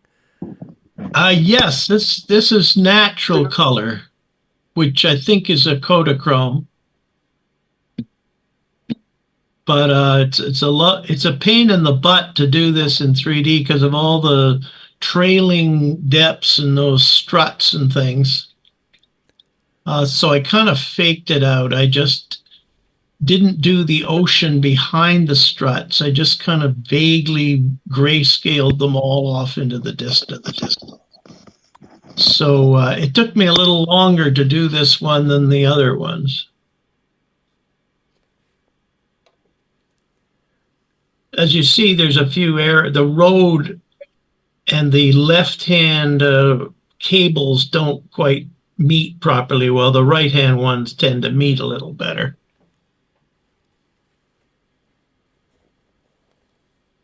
In this one, his outfit almost makes him look like a robot or something. It's maybe it was really that bulky, but I think there's something to do with the depth. I don't know if anybody else sees it. Yeah, his shoulder looks sort of crushed. Yeah. Oh yeah, the guy's shoulder, it was humped out like a giant monster, and I backed it off a little, but not quite enough. It does still look bulky. Yeah, there's a bunch of errors in this, but again, I just go for the effect. These all look And great. the subject matter is a fantastic subject matter, and I wouldn't want that guy's job to paint the whole bridge. Yeah, great subject. It would be hard to capture this with a stereo camera because we have in the foreground we have the person, and then we have that bucket. And to capture that in stereo, you would need a stereo base that would render the bridge mostly flat behind it because it would be a fairly narrow base. Yeah. But doing this conversion, you can have both. You've got depth throughout, and the depth of the foreground subjects isn't too hyper. It's very easy for me to view, at least. So I I'm not guess sure if one that's of something those you could even do. asymmetrical rigs that I've been reading about would be good for something like this, where you've got two cameras quite close and one a little further off, so you can pick and choose which ones you want for what parts of the picture you want. That's an interesting idea, yeah. I've only been reading about that asymmetrical stuff, but I have a camera rig with 6 cameras or 8 cameras, and I can pick and choose which ones I use for various distances. 1 and 6 make it far apart, 1 and 2 is close together, that type of thing. So if I had that around when this bridge was done, I might pick 1 and 2 for the foreground and 1 and 6 in the background or something. Yeah, interesting. And because it's all taken simultaneously, you can just layer them all and erase the layers that are too hyper in front of your eyes. Oh, yeah, what an interesting creative solution. Somebody told me a great idea was at Yellowstone Park, of all places, and they have a viewing platform for the falls. And of course, it's jammed with people. And somebody told me a trick to empty a platform of people. What you do is you put your camera on a tripod and just click every few seconds because the people move and leave little spaces where the fence is, the proper platform. And you stand there long enough and layer it all together in a big long layer and just eliminate all the people, and you'll end up with an empty platform. As long as the light doesn't change on you. Some guy told me that right on the spot. I said, thanks a lot. I've also heard of a technique using a neutral density filter or a dark filter so that your exposures are several seconds long or longer. The idea being that people who are walking through your composition won't be recorded because the exposure is so long. Although I think the multiple shots is probably a bit more practical, certainly easier to set up. You realize the longest photo ever taken, or that one with a guy shining his boots, in 1839. Right, the first street is the only guy, because he's standing there still while the rest of the traffic's moving, and it disappears, all the rest of the traffic. That's a perfect. That's a perfect example. Yeah. Before we move on to your next one, Peter, and I appreciate everyone staying a little bit late. We only have a few more to get through. In the past, I've really been in a rush to wrap things up by 9. I'm not really fighting that so much anymore, and I am drinking coffee before the meeting, so I'm alert. I know that some of us need to get to work tomorrow and some of us are on the East Coast, so I'm not going to keep you here too long, but I appreciate everyone sticking around because we do have a few interesting photos that I want everyone to get a chance to see and talk about. And that said, Peter, let's take a look at number 4. This is another Market Street 1906. Oh, I'm sorry. This is another 1906 conversion. This one is on Market Street rather than on California Street.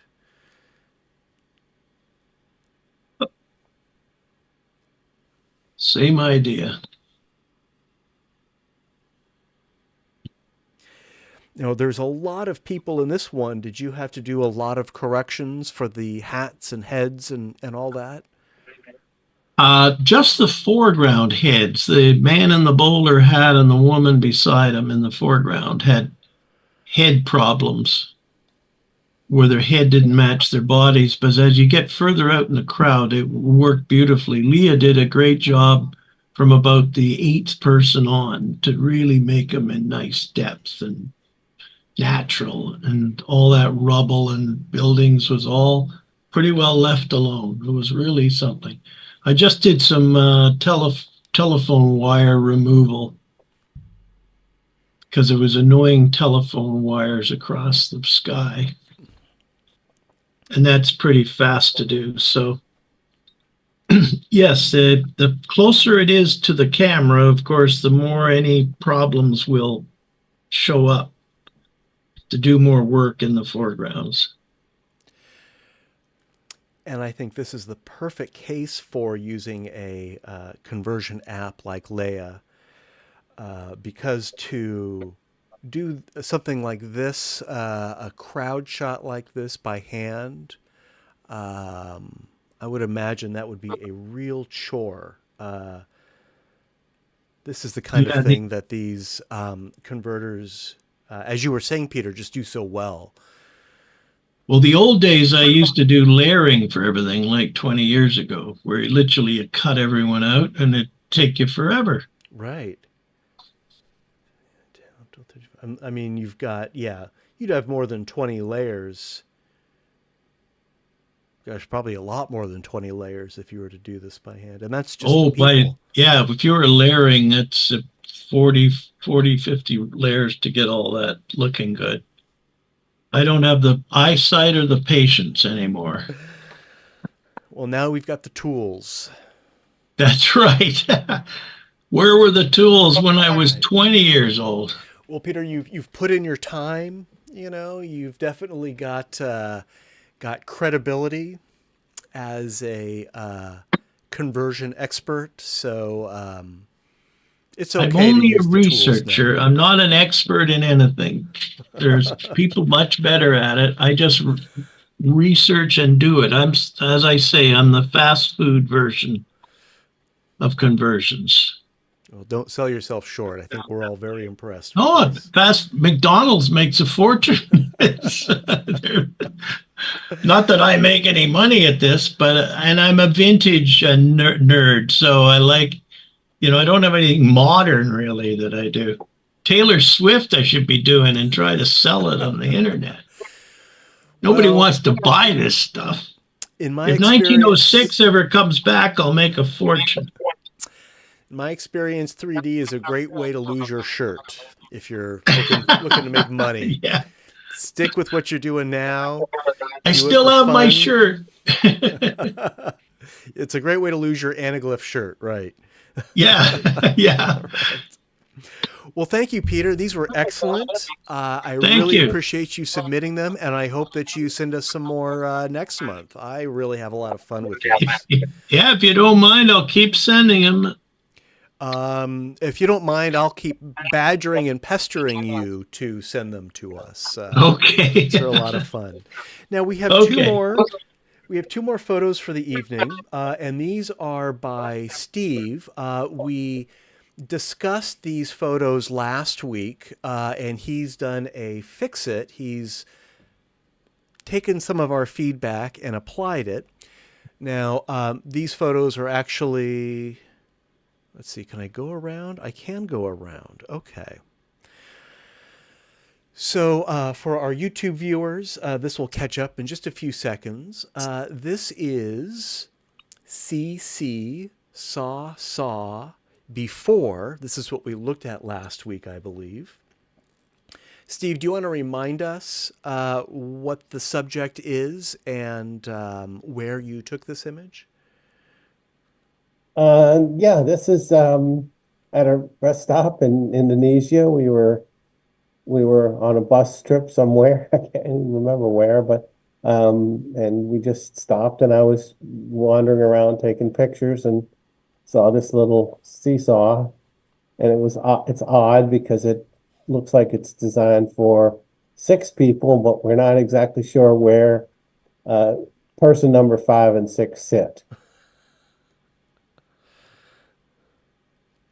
And then the suggestions were, it's a little blown out in a few spots, especially in the grass at the upper left.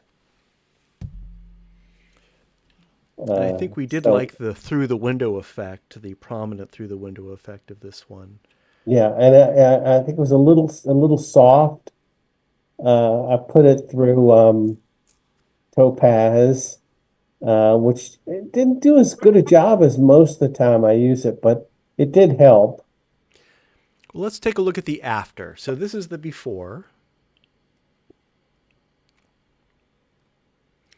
And coming up next will be the after. First thing I noticed, Steve, it looks like you've put in a false frame to emphasize that through the window effect. Yeah, that was one of the suggestions. So I'll put a little black border at the bottom. So it really comes out of the window. And of course, I colored, I darkened. I thought it would be just, I'll just make it darker. I just use a dark brush, a darkening brush. What do they call it? Burning. That was a mess. And then I should have just scrapped everything and started over from scratch. But then I ended up like tweaking it and adding a little texture to it, and then the textures didn't match from left to the right, and so anyway, it was a mess. This is not too bad. I think you can tell it's also a little sharper, and I've gone in and done some burn in on the on where it was too overexposed, the seats. And also the white handle. Very effective here, Steve, of improvements. Thanks. The, Yeah, I went back. The I went back- upper, just a suggestion on the upper grass, which isn't quite at the right depth on the left. If you copy and paste, fix up one image for the grass, copy and paste it, then put it over the other side and arrow key it with your glasses on to make it go to the right depth. I do all that. This is another case. This is just like the hour thing. Like, oh God, Good for you. I Yeah. spent like 3 hours. I mean, that's what I did. That's what I do for almost everything. So yeah, I know exactly what you're talking about. I just got tired and I just said, you know what? It's way up in the corner. It's not too bad. It kind of looks like a little hill. Let it go. But, yeah, I know what you're talking about. Well done. Yeah, I understand completely. Well done. Now, Steve, I remember there was some discussion. I'm going to go back to the before version of that red area in the background of the upper right-hand area of the composition. And some of us suggested you clone it out, and some of us wanted you to keep it. Did you play with that? Did you come up with a decision? Absolutely. Go to the next one, or go to the new one. You'll see it. So the original is on the screen right now. Yeah. And we see that red area. And yeah, I think, it does anchor the shot to a degree, but let's look at the after again.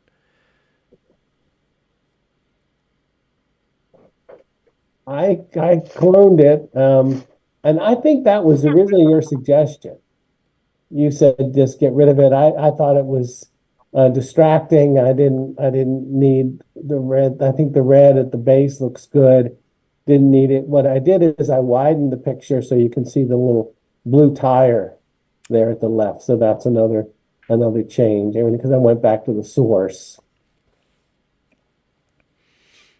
But yeah, I mean, that's a tough call. I can see what you're saying, and as I recall, though, you were the one that suggested that I just make it green. That was my suggestion, yeah. Yeah, and I went with that. Not everyone I agreed like with the my green suggestion, look. but it was my suggestion. I like the green look over the orange, whatever it was, pavement look. This is good. And the depth is good too on the right side too. Everything's good. Thanks. You're right, though. Yeah, the upper left is a flaw, and I may still revisit it. Yeah. Were you? I didn't get what you were saying, Matt. That maybe it was better the other way. Well, thank you, Steve. I think this is an improvement. I like the original one, but this one is this is a cleaned up version, I would say. If you're not doing anything on the fourth Monday of this month, the Cascade Stereo Club is having a through the window slideshow, and I'm sure they'd love to see this one if you want to throw it in. I'll consider that. But Definitely consider that. that's your call. I won't steal it and claim that it's mine.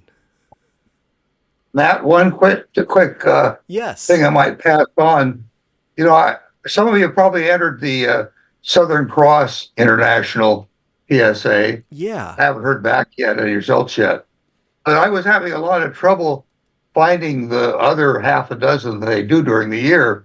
So I sent a note to Eugene Muskowski, and he says, gee, I don't know. So he got back to me. He says, and I went through the whole PSA, thing online, and I couldn't find anything. And he got back to me. He says, well, the reason is it's not out yet. They haven't put anything out on the list yet. So if you're looking for it, don't go crazy trying to find it for another maybe a month or so. Good to know. Thanks, Jack. Did I say something there? Yeah. This please. is there are a whole set of new PSA rules really down on AI and a lot of things. The people that are running exhibitions this year have an awful lot to do to get them approved. Interesting. Interesting.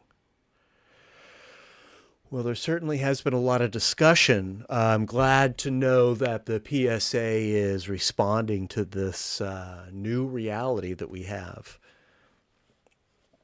And of course, my appreciation and my kudos to the clubs and organizations who are running these international exhibitions. They are a lot of work, but they are important.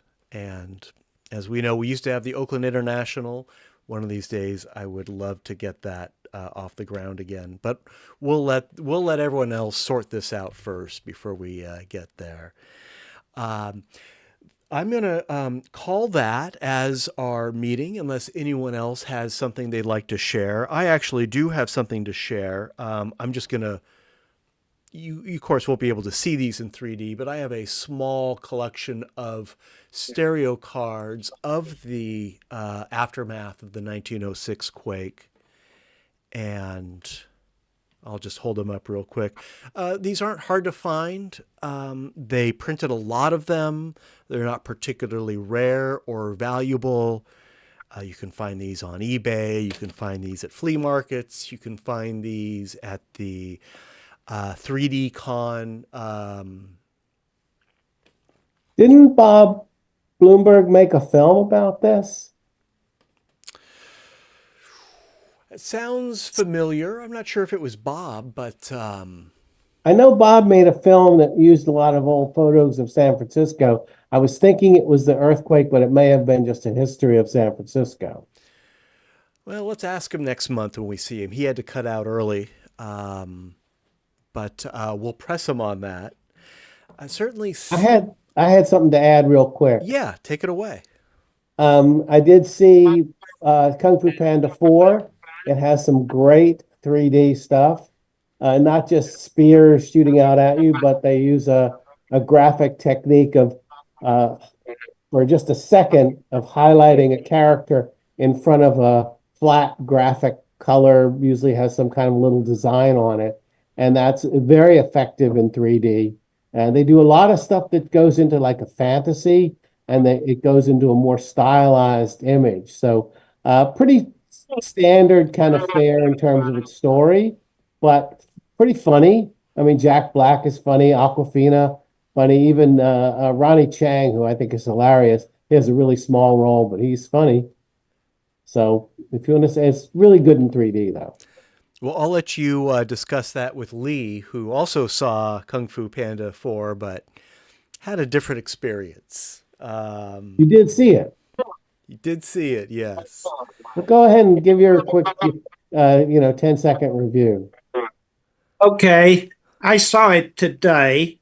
The projector was in bad shape, so the left image was very pale in colors. So that was one of the problems.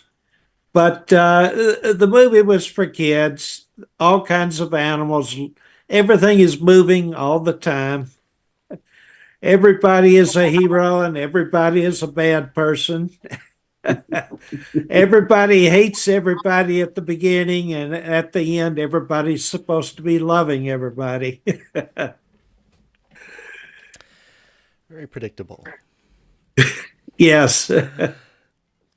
Well, I did think the ending was pretty lackluster. I'll show off again my Kung Fu Panda Blu-ray 3D, because who else is going to care about it? And I wanted to mention that we've got a new restored title coming out. It is Arch Obler's Domo Arigato in the Space Vision format. We did get the bubble in Space Vision. This was Obler's, I don't know if this is his first 3D. No, not his first. It would be his second or maybe his third after Wanted Devil. I don't know. Anyway, not a great movie. Interesting 3D.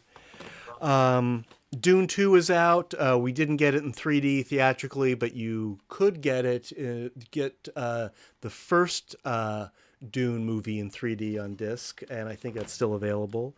And we were talking about this. This is The Man Who Wasn't There in 3D, a 3D movie from the summer of '83, recently restored and released by 3D Film Archive. Terrible movie. Pretty good 3D. That's all I have. Does anyone else have anything they'd like to share before we call it a night? Yes. Do you know where to get the Victor Romeo thing? Good The Charlie question. Victor Romeo DVD or whatever it's on? This is the 3D movie that was we talked about at the New York Stereoscopic Association meeting 2 or maybe 3 weeks ago. I wish Tor was here because he knows exactly what it is and where to find it. He's working tonight, unfortunately. Okay. I'm pretty No sure hurry. once we find the title, I think you can get it on Amazon. It's Charlie Victor Romeo, I think's the Something title. like that. I know the first letter is a C. Does anyone know? Where Charlie Victor Romeo Blu-ray. Here it is. Oh, well, Amazon is temporarily out of stock, but it is called Charlie Victor Romeo. I'm going to put that in the chat. This is the title. Okay. And somebody's got to be selling it in 3D. Or even 2D is good enough. Yeah. I think you're going to have an easier time finding it in 2D than in 3D. In any case, let's keep our eyes open. Somebody must be selling it.